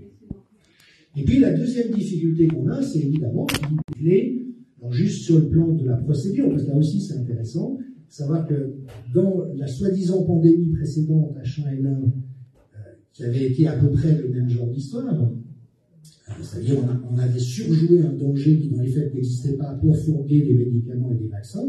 Dans les enquêtes qui ont suivi, notamment une excellente du Sénat français, tout avait été identifié sur ce qui avait dysfonctionné. Mais ça montrait aussi ce qui n'avait pas dysfonctionné. Et qu'ont fait les crapules dont je parle? Ils se sont attaqués méthodiquement à tout ce qui avait tenu pour être sûr que ça ne s'oppose pas à la fois suivante. Et donc, je cite souvent cet exemple. Vous savez, en aéronautique, on analyse les crashs pour voir ce qui s'est passé, mais ce n'est pas pour s'assurer que le crash suivant sera encore plus dramatique. Là, c'est exactement ce qui s'est passé. Et donc, l'entier des médias, des instituts universitaires, des facultés de médecine a été acheté par les gens en question, nous mettons aujourd'hui dans ce système de corruption systémique. Corruption systémique, c'est très connu en santé, c'est quoi? C'est que si vous voulez avoir une place dans ce système, vous devez fermer les yeux sur la corruption et les délits, voire les crimes qui y sévissent. Si vous ouvrez votre gueule ou que vous intervenez, vous êtes mort, vous êtes éjecté. Et c'est comme ça que ça fonctionne aujourd'hui. Parce que toutes les facultés de médecine sont financées par les pharma et par les fondations comme celle de Bill Gates, et donc personne n'a de place à l'intérieur de ce système. Donc ça, c'est les mauvaises nouvelles. Et puis évidemment que les voies classiques d'opposition, vous voyez, alors, la criminalité au sommet de l'État, elle ne date pas d'aujourd'hui. Faut-il rappeler que Chirac a été condamné, Sarkozy a été condamné, Hollande, il n'a pas été condamné, mais d'après ce qu'il vient de révéler qu'il a signé les accords de Minsk en n'ayant aucune intention de les respecter, c'est de l'escroquerie en français. C'est user d'astuces pour entuber la partie adverse, donc il aurait dû être vrai. Mitterrand avec les écoutes, il aurait dû être condamné. Et puis Macron, dès que les gens auront retrouvé un peu de courage, il sera parti pour une séquence à l'ombre que j'espère assez durable. Mais toujours est-il que, vous voyez, les chefs de l'État de la France aujourd'hui sont tous des délinquants et des criminels à répétition. Et de nouveau, dans la logique que disait Albert Jacquard, si vous n'êtes pas quelqu'un d'aussi crapuleux qu'eux, vous n'avez aucune chance d'arriver à la tête de la République. Et c'est pour ça que le système dont on sort, il ne faut pas le reproduire. Et surtout pas imaginer qu'en présentant un parti, en faisant élire un président par hypothèse, on changera quoi que ce soit, parce que c'est l'entier du régime qui a dégénéré. Alors il y a un temps court qui est comment le mettre en échec et le faire tomber vite, et puis il y a un temps long qui est celui de Michel Maffezoli, qui étudie ça depuis très longtemps et qui relève que la démocratie représentative telle qu'elle a existé et fonctionné pendant un certain nombre de décennies était caractéristique d'une époque avec la mentalité qui va avec. Et la République une, indivisible, où vous élisez des représentants qui vous représentent, c'est fini. C'est fini. C'est plus la réalité sociologique de la France, c'est plus la réalité de nos civilisations. Donc nous aurons à inventer un projet, enfin une réalité, pas un projet, une réalité alternative qui sera mosaïque, qui sera multiculturelle, qui sera pluridisciplinaire, qui rendra évidemment le pouvoir aux citoyens et aux collectifs dans un principe de subsidiarité, c'est-à-dire moins l'État concentre de pouvoir, ceux dont il est nécessaire qu'il les concentre, oui, mais pas les autres, pour précisément que ce soit des gens qui les aient. Donc ce temps long, je dirais que c'est une question en soi. Maintenant, il y a le temps court. Parce que les prochaines étapes, ça a été rappelé, Attali, qui est un grand oracle, ah non, il n'est plus les chemises avec Rothschild, avec Gates, avec tous ces gens-là, donc quand il fait des prédictions, c'est comme Anthony Fauci. Vous vous souvenez, il avait dit au début de la présidence Trump, ah, il va y avoir une pandémie pendant cette transition, je la sens bien. Ce qu'il ne disait pas, et ce que les médias vous cachent, c'est que la recherche, ils avaient les brevets, la recherche des liens de fonction avec nous dans les laboratoires, les départements de la défense étaient mobilisés sur ce coup. Pourquoi est-ce que Macron a passé le secret défense en France pour un truc moins grave que la grippe? Connecter deux neurones, là. Et donc Attali, lui, annonce une crise du système financier international au mois d'août, et tout l'édifice est tellement brinque-ballant, ça fait partie des sujets que je connais mal, mais ça a l'air assez convaincant. Et une fois que tout s'effondre, on arrive à quoi? À la monnaie numérique centralisée. Donc, juste pour ceux qui ne connaîtraient pas, actuellement, avec vos moyens de paiement, vous avez une clause de confidentialité avec votre banque. Votre banque, bien sûr, voit à quoi vous dépensez votre argent, mais elle n'a pas le droit de dire plus loin. Et ce qu'ils veulent faire passer comme projet maintenant, c'est qu'il y ait une entité par pays qui centralise toutes les transactions. Actuellement, une fois par jour, les banques échangent tous les ordres, puis on remet tout à zéro, mais qui est un élément centralisé qui est en temps réel. Et donc, si demain on impose un nouveau confinement, en disant que vous n'avez plus le droit d'acheter des biens que dans 3 km, une distance de 3 km de votre domicile, et que vous allez à 5 km, ça passe pas.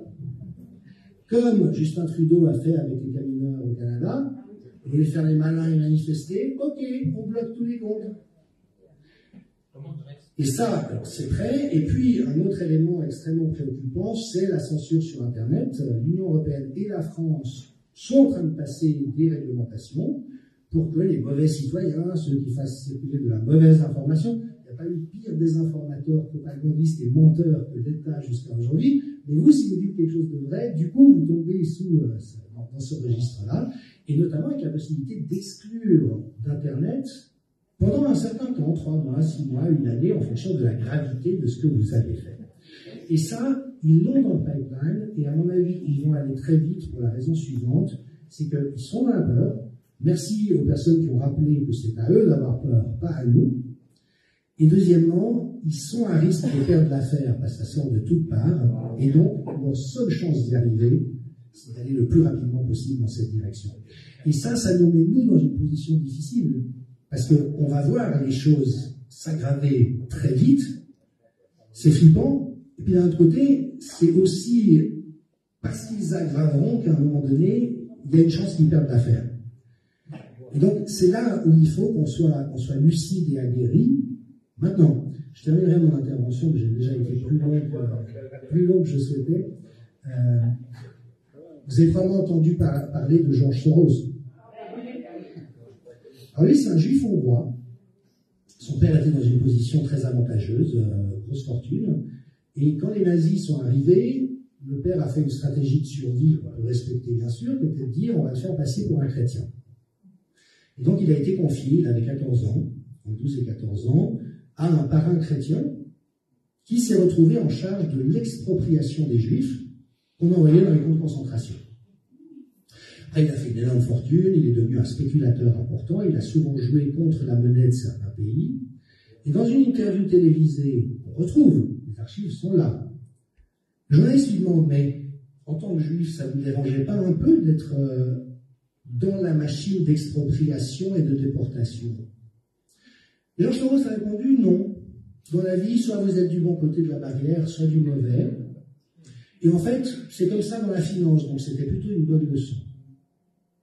Ok, charmant personnage. Et après, étant donné qu'il spécule contre les monnaies, donc ça veut dire qu'il peut déclencher des crises économiques, il peut choisir qui meurt de faim en spéculant sur les céréales. Le journaliste enchaîne en lui disant, mais les conséquences sociales de vos décisions d'investisseurs, est-ce que des fois ça vous travaille? Vous avez dit la réponse. Non, c'est la règle du jeu. Et puis, je fais beaucoup de philanthropie. Et donc, vous avez l'Open Society de George Soros, dont on a découvert récemment que ça avait infiltré la Cour européenne des droits de l'homme, que ça a infiltré l'appareil de l'Union européenne. Soros, c'est celui dont Philippe de Villiers disait quand il vient à Paris, Macron se met à genoux devant lui. Philippe de Villiers, ancien ministre de la France, qui dit ça. Donc Soros, à mon avis, est un personnage peu recommandable. Par contre, à la tête de son Open Society, ils ont mis en lumière une chose. C'est que si vous avez 3,5% de la population de n'importe quel pays qui sait comment agir, vous pouvez mettre en échec n'importe quel gouvernement totalitaire. Et là, j'ai envie de nous renvoyer la balle. Est-ce que nous ne sommes pas un peu des doux rêveurs qui brassons du vent? Est-ce que le moment ne serait pas venu de nous aguerrir dans les actions qui sont réellement susceptibles de porter, non pas parce que tout ce que vous faites n'est pas remarquable, entendez-moi bien, j'ai adoré tout ce que j'ai entendu, je me réjouis du moment où vous partagerez vos projets pour faire un filtre et imaginer ensemble le monde de demain, mais la victoire, ce n'est pas ainsi que nous l'obtiendrons. C'est en sachant exactement comment faire tomber ce gouvernement. Et cela a déjà été évoqué, si on savait comment faire en 5 jours. Il serait dégagé. Le problème, c'est que nous ne savons pas comment faire. Alors, j'en terminerai avec ça, et moi-même, je me pose la question, vous voyez, je sais que dans la position qui est la mienne, mes analyses ont eu une certaine audience, mais je cours le risque de devenir moi aussi de la distraction. Une espèce d'homme de théâtre qui vient faire un show, alors les gens, et là, ils s'écoulent, il ose dire des trucs que la plupart des gens n'osent pas dire, il a l'air plus ou moins sympathique, ça dépend du feeling de chacun. Mais dans quelle mesure est-ce qu'on ne nourrit pas des faux semblants ou une société du spectacle? Et c'est là où, vous voyez comment c'est. Vous savez que les migrants de première génération, la plupart du temps, ne lèguent pas leur langue à leur descendance.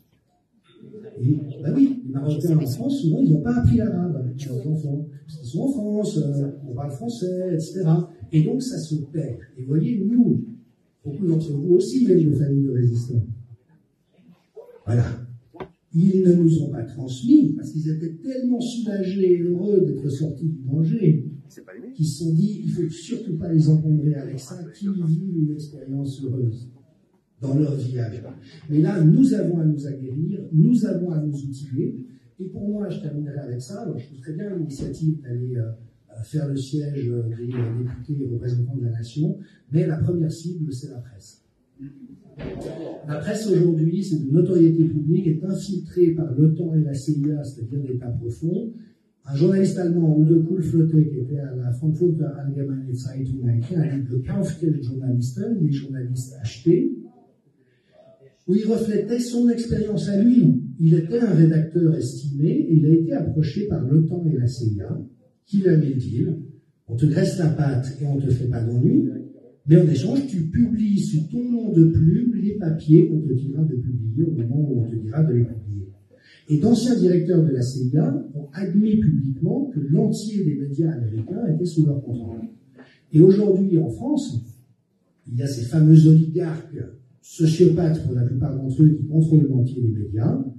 Donc je le dis souvent, mais c'est à rappeler, ne lisez pas les médias pour savoir ce qui se passe, lisez les médias pour comprendre ce qu'on veut que vous croyez sur ce qui se passe. C'est totalement différent.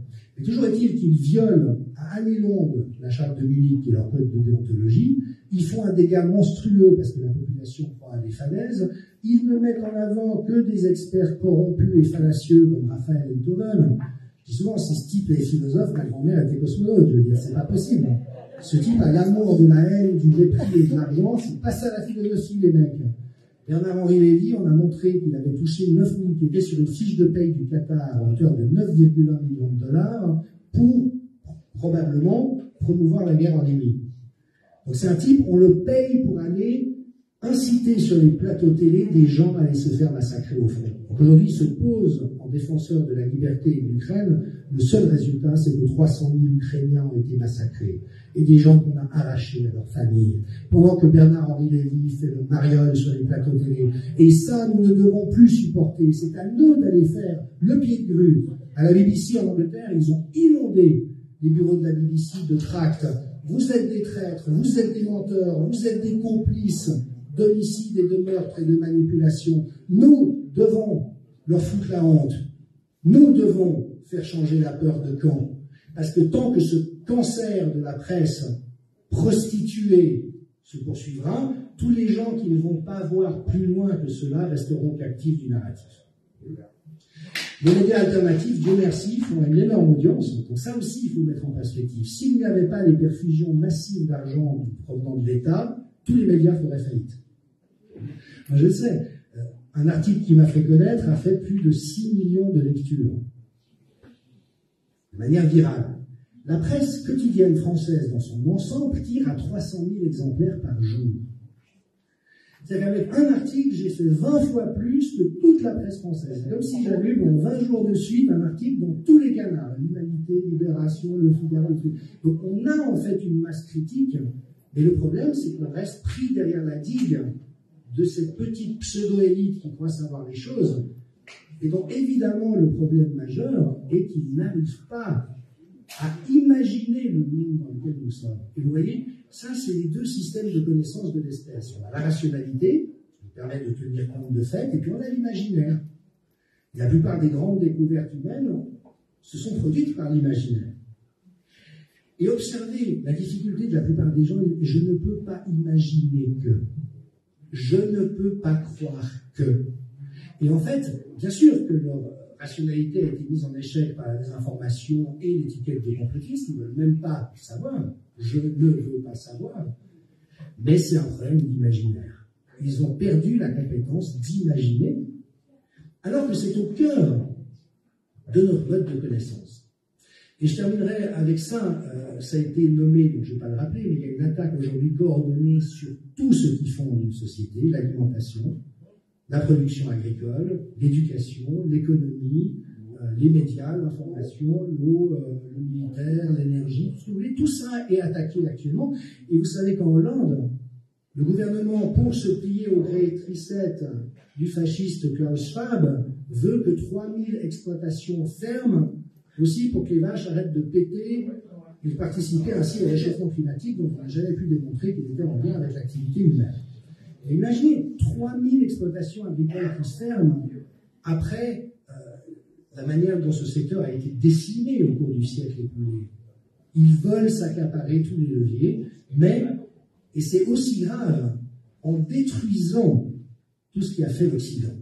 Notre héritage des Grecs, la vraie philosophie, pas Einthoven et Bernard-Henri Lévy, la vraie, c'est qu'il enseigne à réfléchir aux choses. Qu'est-ce que c'est qu'une bonne vie? Qu'est-ce que c'est qu'un bon contrat social?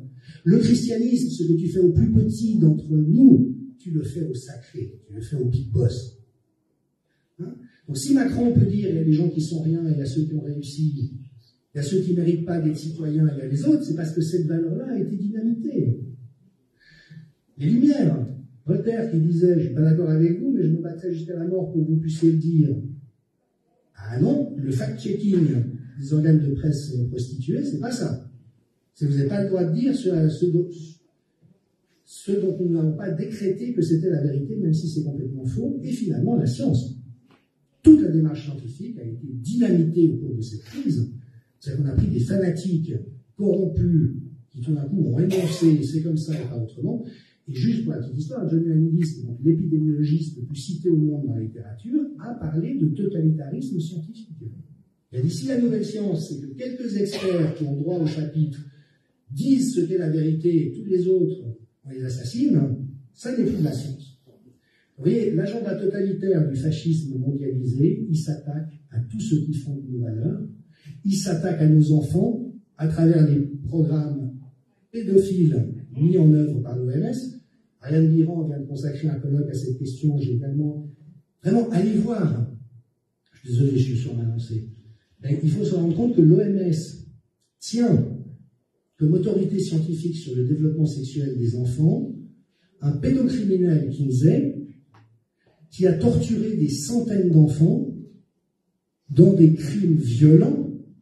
Et c'est ça la référence pour l'OMS, de dire il faut enseigner aux enfants dès leur plus jeune âge la sexualité des adultes, ce qui est une monstruosité sur le plan psychique.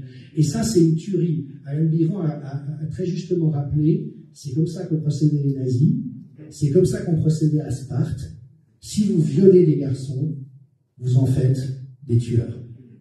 Des gens qui sont tellement dissociés qu'ils n'auront aucun état d'âme à allumer n'importe lequel d'entre nous. Et c'est à ça que s'attaquent ces gens-là. Donc, il y a eu un recyclage intensif des nazis après la Deuxième Guerre. On en savait une grande partie à travers les programmes aux États-Unis. Donc, il apparaît que même en France, il y a eu des centaines de scientifiques nazis qui avaient fait des expériences dans les camps de la mort sur des sujets à vif, qui ont été recyclés dans les programmes français. La science est toujours utile. Et puis, on a vu que le premier président de la Commission européenne, un ancien directeur de l'OMS, un ancien premier secrétaire de général étaient tous des nazis, des dignitaires nazis. L'OTAN défend l'idéologie nazie.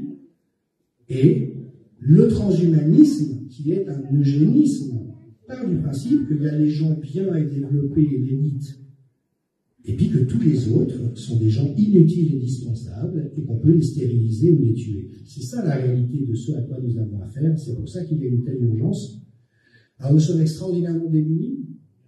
Nous n'avons pas des missiles hypersoniques. Nous n'avons pas les moyens d'aller arrêter Emmanuel Macron demain matin. Dommage. Et puis en même temps, je suis persuadé que c'est peut-être notre pauvreté qui fait notre plus grande force.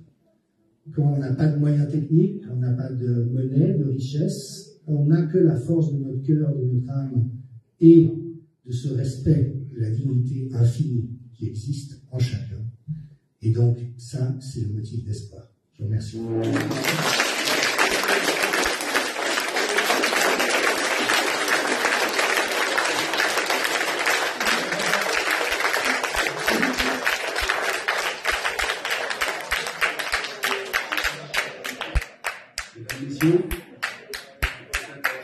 Si vous avez 2-3 minutes pour que je puisse vous faire part de certaines révélations aujourd'hui, dont j'ai eu la chance de participer, notamment sur ce que vient de dire Jean-Dominique concernant les fact-checkers. Je pense, et je ne sais pas si vous avez été informés, bien évidemment qu'aujourd'hui c'est la journée citoyenne, en mettant tous un pied, en superposant tous nos projets, on peut y arriver. Pour certains, on a payé très cher. J'aurais une grosse et forte pensée à Jean-Bernard Fourtillan, qui a payé cher, 2000-2002, qui a été le premier à les mettre sur la table. Je suis très triste de voir l'oubli de certains. Alors, ce n'est pas du moi, je fais partie des gens qui ont payé. J'ai pris le bracelet, il y a des raisons, et on a tenté de me mettre en hôpital psychiatrique de 3 à 15 ans. Pour me faire taire. Alors que ça a duré 23 jours. Je remercie Jean-Philippe Lavresse qui, de sa propre initiative, avait été intervenu à cet hôpital pour m'aider. Donc sans se connaître, nous avons pu régler certaines choses, puis on m'a donné mon numéro de téléphone, et au bout de 23 jours, j'en suis sorti, avec certaines raisons. Alors voilà, je voudrais faire à propos de ces deux révélations qui vont suivre les mensonges d'État. On a piétiné notre résistance santé à travers l'affaire Fact and Furious. Vous pouvez retrouver sur YouTube l'affaire Idrissa Berkane, Xavier Zalbert, et j'ai eu la chance, bien évidemment, de rencontrer Malika, que j'ai enregistré avec François. Xavier, il cherchait quelqu'un d'extrêmement sérieux, et dans cette grande confiance que nous avons, malgré les épaules qu'on lui a mis lourdes, puisqu'il sort de McKinsey il y a quelques années, mais il a tout dénoncé. Il est le diable national du Nouvel Ordre Mondial et de McKinsey, puisqu'il en connaît beaucoup. Alors on a piétiné notre résistance santé à travers les mensonges d'État qui ont été validés par cette société Fact and Furious. Je descends donc voir Malika qui est enregistrée. Au propos qu'elle tient, bien évidemment, je demande tout de suite si je peux rencontrer M. Antoine Daoust, son mari. Donc j'ai obtenu son adresse et je me suis dirigé chez Antoine Daoust après l'enregistrement bien sûr de Malika. et la détention des ordinateurs dans lesquels nous avons pu sortir 271 000 fichiers de tous les mensonges d'État diffusés contre l'affaire Covid-19, bien sûr, légitime et vrai, appartenant à notre résistance santé. Ça, c'est un point. Maintenant, j'ai eu la chance de rencontrer Natacha Ray. Avec Natacha Ray, je ne suis pas venu tout de suite vers elle puisque j'ai souffert d'un fake news. J'ai un ami d'enfance qui s'appelle André et qui est spirituel. Un jour, j'espère que vous le rencontrerez de son histoire, qui est surréaliste. Je n'ai jamais ouvert de Bible, je n'ai toujours pas respecté l'Église, mais j'ai beaucoup appris et j'ai découvert des choses et je mets mon code d'honneur sur ces vérités. Il s'appelle André Debias. Alors, quand je suis rentré en contact avec Natacha Ray, puisque nous avons lancé le 10 septembre l'année dernière à Auch, Vérité et Tribunal populaire. Tribunal populaire qui, nous espérons-le, deviendra international pour mettre fin à travers tout ce qu'elle peut dire, bien sûr, Jean-Dominique, comme vous toutes et tous, partout sur le territoire et partout dans le monde. Alors, avec Natacha, j'ai pu m'approcher, puisque souvent, et j'ai souffert, ce n'est pas du moi, comme malheureusement notre résistance a souffert de calomnies, de fausses, pour certains résistants qui n'ont que pour leur nombril.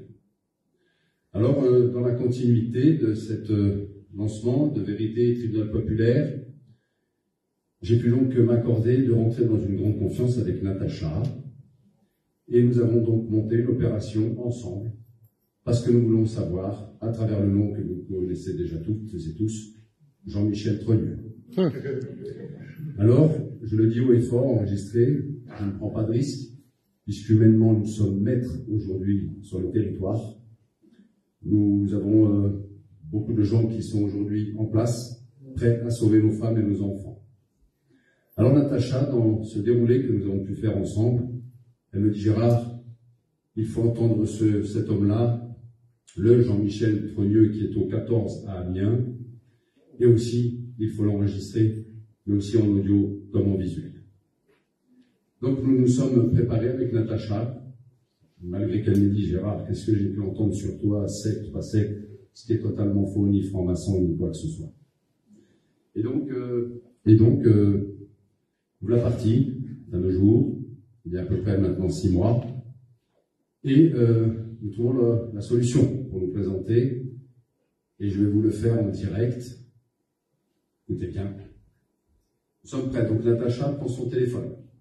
Elle enregistre. Nous sommes près de l'interphone au 14 Amiens où il est inscrit Jean-Michel Trogneux. Et là, je dois prendre la main comme un facteur. Parler. Bonjour, monsieur Jean-Michel Trogneux. Bonjour, monsieur Trogneux. J'ai un courrier pour vous. Et donc Natacha parle. Elle dit juste bonjour. Monsieur Trogneux, nous avons un courrier pour vous. Là, monsieur Trogneux doute. Je ne suis pas prêt. Comme d'habitude, laissez le courrier à la chocolaterie et à la fin, écoutez bien, ouvrez bien vos oreilles, il dit « Merci Jean-Mi ». Ça veut dire que vous prenez cet homme-là aujourd'hui qui est à Amiens au 14, ce Jean-Michel Trogneux, nous le mettons à TF1, monsieur Jean-Michel Trogneux, à qui dites-vous merci Jean-Mi? Donc, je le dis et je prends toutes mes responsabilités, il est bien un transsexuel, ce qui n'empêche qu'il a le droit de l'être, mais c'est toute la couverture contre la pédocriminalité dans la cellule auquel j'appartiens, avec aussi Pierre Banaès qui est assis serré en attente. Jean-Dominique, on connaît aussi un rayon, et on en connaît certainement pour Oudoun. Et nous, si nous tombons la pédocriminalité, le trafic d'organes et les placements abusifs d'enfants honteux et abusifs, nous tombons tout car tout est lié. Alors voilà, je voulais faire ces révélations-là, puisque M. Carlo Brusa a tout dans les mains, Natacha, j'ai attendu après cette opération qu'elle puisse me dire « Ça y est Gérard, tout est enregistré, tout est dans les boîtes ». Vous rendez-vous compte, ça fait 6 mois. Ça fait 6 mois que cette affaire ne sort pas. La justice, nous la connaissons. Quand nous voyons le traître à la nation, M.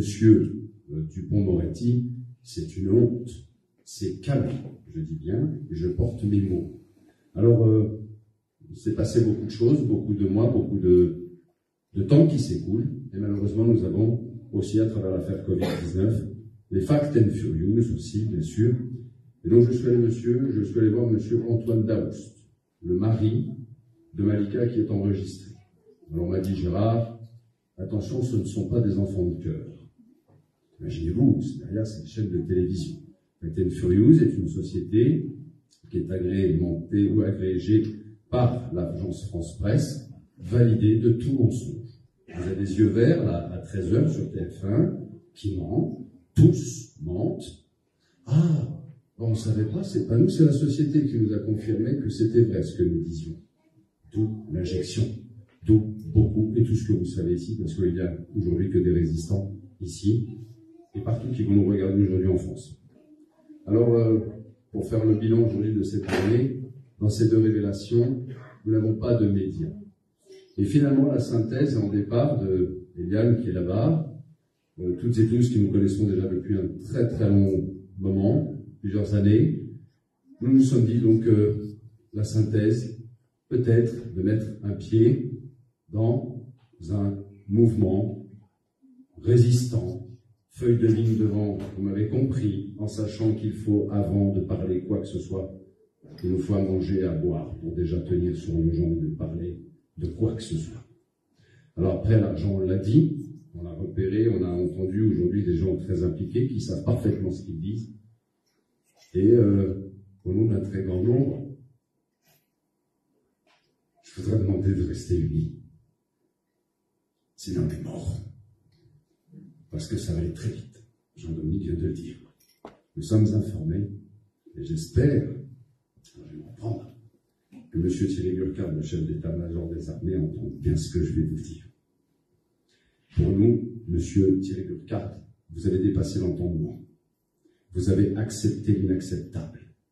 Alors, M. Thierry Burkhardt, si vous êtes au service de votre peuple pour le protéger comme nous le faisons aujourd'hui, mettons fin au transhumanisme promis à nos enfants. Alors, j'en appelle à toutes les femmes, toutes les bonnes, toutes les grandes, toutes ces guerriers et tous ces hommes à nous lever contre ce fléau inadmissible. Nous n'avons pas de chaîne de télévision. Nous avons contacté une chaîne de télévision qui, nous espérons, va nous donner audience. Elle est pour nous, à titre de moitié, de manière tentaculaire, informée, mais aussi on peut entendre quand CNews met Luc Montagnier et accepte avec pro pour tirer le frein à main sur ce virus, que oui, quand il sort 15 jours avant, je suis informé, nous sommes donc convoqués, je dis bien d'amis, des frères, des sœurs d'armes.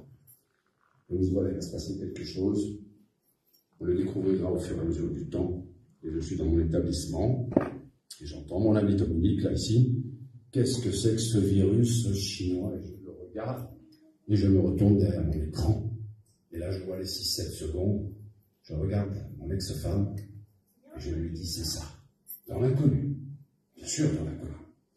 Surtout ce qu'on nous a dit avant même que l'on entend un virus incontrôlé, 16 personnes touchées à l'échelle mondiale, ou du moins sur l'échelle française. Je dis c'est ça. Alors nous avons regardé ça, observé ça, mais ce que l'on nous a dit, c'est pour dire, nous surtout commencer à informer, à dire que personne ne se vaccine, puisqu'effectivement ils ont du sang sur les mains. Et qu'est-ce qu'il nous restait pendant tout ce temps? Dans ces 5 wagons, qui sont, finalement, on peut tous rentrer, l'unité, imaginons que l'on soit là, 47 millions ont été invoqués, nous sommes 47 millions, face à notre ennemi commun. Et de ce fait, dans ce deuxième wagon, en faisant l'unité, vous le savez tous très bien, d'un projet citoyen, participatif, qu'il soit d'un projet présidentiel, citoyen et un président tout jaune, comme sans président, plus de députés, plus de sénateurs, avec une nécessaire transition. Et bien, si on le veut vraiment, malgré, et là c'est beau ce qui se passe encore aujourd'hui, parce que c'est la réaction aussi 21 Paris, et ici encore plus forte, plus puissante. On a la chance de se connaître pour très très grand nombre d'entre nous, et on a cette volonté. Alors on a demandé à tout le monde de pouvoir se mettre tous ensemble, eh bien, espérons, et toutes les personnes qui sont impliquées dans les initiatives citoyennes, RIC, tout projet citoyen, présidentiel ou non présidentiel, la tendance à Paris a été très très belle, nous avons aussi cet objectif, c'est de se dire, bah, tous ensemble, on va y arriver. Christophe est là, plusieurs sont là, plusieurs ont dit, bon bah tiens, on posera une valise, nous irons avec notre voie X sur la voie E, parce que nous serons certains d'y arriver. Et nous pourrons raser, bien évidemment, tous ces gens-là, tous ces traîtres à la nation, par le nombre. Là, je n'apprends la personne. Donc, unité, nous sommes actuellement en train de le faire. Il y a longtemps, puisque nous avons tous le même langage. Cité, citoyenneté, un beau projet. Regardons-nous toutes les personnes qui sont impliquées, vous vous connaissez tous, superposez tous vos projets. Je suis sûr que vous allez nous sortir un bouquet de fleurs en projet citoyen en 24 heures, en 48 heures. Retrouver un lieu en Centre-France, tout nous appartient, ne l'oublions pas. Hein. Tout appartient à nos vieux, à nous aujourd'hui, et nos enfants qui commencent déjà à payer très très cher. Alors on peut y arriver. Ce troisième wagon, c'est les vérités. J'ai encore 5 minutes. Les vérités, donc, c'est le phare de l'affaire Covid-19 que nous, la résistance, devons porter. L'affaire Covid-19, on fait tout tomber. Nous avons toutes les preuves aujourd'hui, à travers notre résistance santé, de toutes ces assertions, de tout ce qu'ils ont commis, de toutes celles et ceux qui vous diront « Non, on ne savait pas, menteur ». Honte aux médecins qui ont vacciné en sachant tous leurs patients. Vous avez du sang sur les mains. J'arrive de Corse avant-hier. Dans une semaine, 3 membres d'une famille sont décédés. Ça tombe de partout. Vous savez, donc c'est à nous de le faire. Le compte à rebours est lancé. 2 tsunamis. Celui de la vérité, nous, le bien, le mal, qui est finalement pas grand. Quel est leur rempart? Des policiers, des gendarmes, des militaires, que nous appelons. Toutes ces bonnes consciences qui n'ont pas été injectées. Nous sommes en contact proche, pour certains d'entre nous, bien sûr. Quand est-ce que le peuple va se lever? Alors faisons-le, et on va y arriver, puisqu'ils nous attendent. En plus grand nombre que ce que nous dit cette télévision, bien sûr, ce cadre, cet écran, mortifère, tout ce que vous voulez, on prend les plus forts. Alors dans le 4e wagon, unité, cité, citoyenneté, portons la vérité à Saintes, le 18 et 19 mai, 1800 personnes, une très très grande partie de notre résistance santé, en qui nous avons confiance, qui vont et qui, grâce à elles et ceux de cette résistance santé, ont tiré sur tous les freins à main pour qu'on soit là aujourd'hui. Rappelez-vous, en 2020, de date quand même, hein, Macron évoque, nous attendons 400 000 morts, janvier, février. Est-ce que quelqu'un a entendu sur les chaînes de télévision cela? Macron, en 2020, lors de son discours annonce, nous attendons 400 000 morts. Vous pouvez lever la main, ceux qui l'ont entendu, s'il vous plaît. D'accord. Donc voilà, d'accord. Donc c'est pour... Ils n'ont pas eu lieu. Oui, monsieur. Alors ils n'ont pas eu lieu. Et il y a des raisons pourquoi ils n'ont pas eu lieu. Parce qu'imaginez-vous si ces 400 000 morts avaient eu lieu sur tout le territoire. Tout le monde serait chez soi. Aujourd'hui, nous serions tous vaccinés, peut-être même à moitié morts. Puisque 400 000 personnes qui tombent sur le territoire, tout est au rouge, tout le monde chez soi. Bien évidemment, on fait confiance. Même ceux qui, un Jean-Dominique, il y a certainement d'autres qui ont le même niveau que Jean-Dominique, c'est pas le mettre en avant. Parce que cet homme-là, il vient d'un côté les uns des autres. On doit de pied, pas de moi, tout simplement, on a le même objectif. Eh bien, s'ils avaient eu lieu, on serait tous chez nous, on serait au ticket, et là, nous n'aurions pas été vaccinés par nos médecins, par ceux avec qui on peut faire les faux. Là, vous auriez vraiment été vaccinés. Alors, ils n'ont pas eu lieu, ça s'expliquera un jour. Alors voilà, je vous remercie toutes et tous. Il y a encore beaucoup d'autres choses à dire. Je vous en supplie, faisons-le, unissons-nous. Toutes les personnes qui sont là, qui ont vraiment dans cette volonté de sortir ce plus beau projet commun, nous comptons sur vous. Je n'y connais rien. Ni décret, ni loi, ni constitution, tout simplement l'humain. C'est l'humain qui nous amène, et rien d'autre. Alors je vous ferai confiance comme des millions comme nous, qui vous regardons, même si on ne comprend pas, en disant, dis donc, tout ce qu'ils sont là, on les connaît, on peut leur faire confiance. Sortez le plus beau projet commun. Soyez exemplaires. Appelez vite en rentrant chez vous. Voilà ce qui s'est passé. Faisons l'unité. Et là, par millions, les chaînes de télé vont s'ouvrir. C'est nos communs. Je le dis, tout le monde, vous le savez, tout nous appartient. Ce sont nos chaînes de télé, on ne représente rien. Alors, tous les préfets qui se sont tout permis, j'entends dans l'hôpital psychiatrique, Gérard Carré, Gérard Cyr, Gérard là. Oui, calme. D'accord. Puis, au bout de 10 jours, 11 jours, j'ai un ami qui m'appelle, il me dit Gérard, reste tranquille. Il dit, mais qu'est-ce que tu me dis? Tout le monde me dit reste tranquille. Parce que tu n'es pas maître de ton corps. Si le médecin décide, il te fait piquer, il change de bâtiment, même pas le président de la République peut dire non. Le médecin à ce moment-là est maître de vous. Donc j'ai pu, et je le dis ouvertement aujourd'hui, j'ai pu et réussi, sans le vouloir, et par contre si, en le voulant, j'ai pu ne jamais prendre les médicaments qu'ils m'ont donnés. Il devenait fou. Qu'est-ce qu'il fait? Il dort pas, et on le hache, et on en met, et des roses, et des... Vous vous rendez compte? Ça m'a prouvé qu'il voulait vraiment quelque chose de mal. Alors je remercie bien sûr Jean-Philippe Labresse qui n'est pas là aujourd'hui, toutes celles et ceux qui ont contribué, bien sûr, qui m'avaient soutenu, on se soutient tous, mais enfin tout est pourri. Il ne représente rien. Alors oui, c'est maintenant, Rémi l'a dit, on est tous là à vouloir le faire, à vouloir le dire, ne nous quittons plus, restons bien en lien. Je vous demanderai avec Eliane, s'il te plaît Eliane, tu peux venir.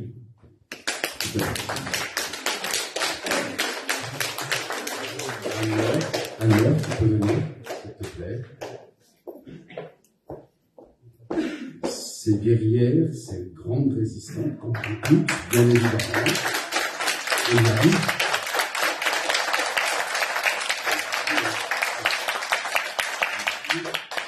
Et puis alors, qui dernièrement vient d'accrocher sur une étincelle, je la félicite parce que je peux vous dire que je suis pari sur ce qu'elle a pris. Celle-ci, il faut être costaud pour être là. Alors, à toutes celles et ceux qui sont alerteurs, tous ces médias indépendants, toutes ces personnes impliquées, de l'homme à la rue jusqu'aux élus. Il y aura des élus le 18 et 19 mai à Saintes, 1800 personnes.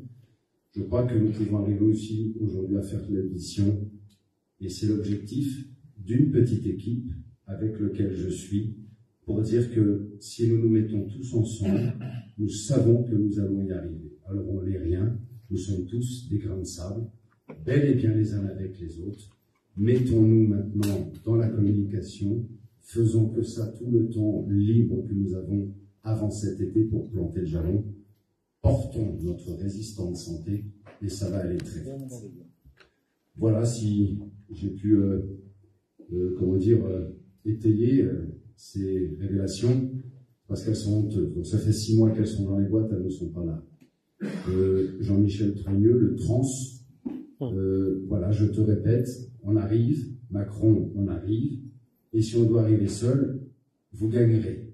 Par contre, si on arrive, c'est nous qui allons gagner. On a tout à récupérer pour réparation.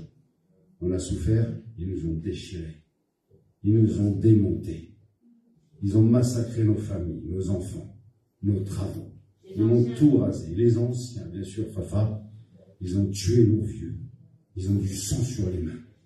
Quand Boutry met ses fesses là-bas chez Hanouna, je lui ai dit à Laurent Alexandre là-bas, si c'est pas pour lui dire espèce d'assassin, reste dans ton camion, garçon.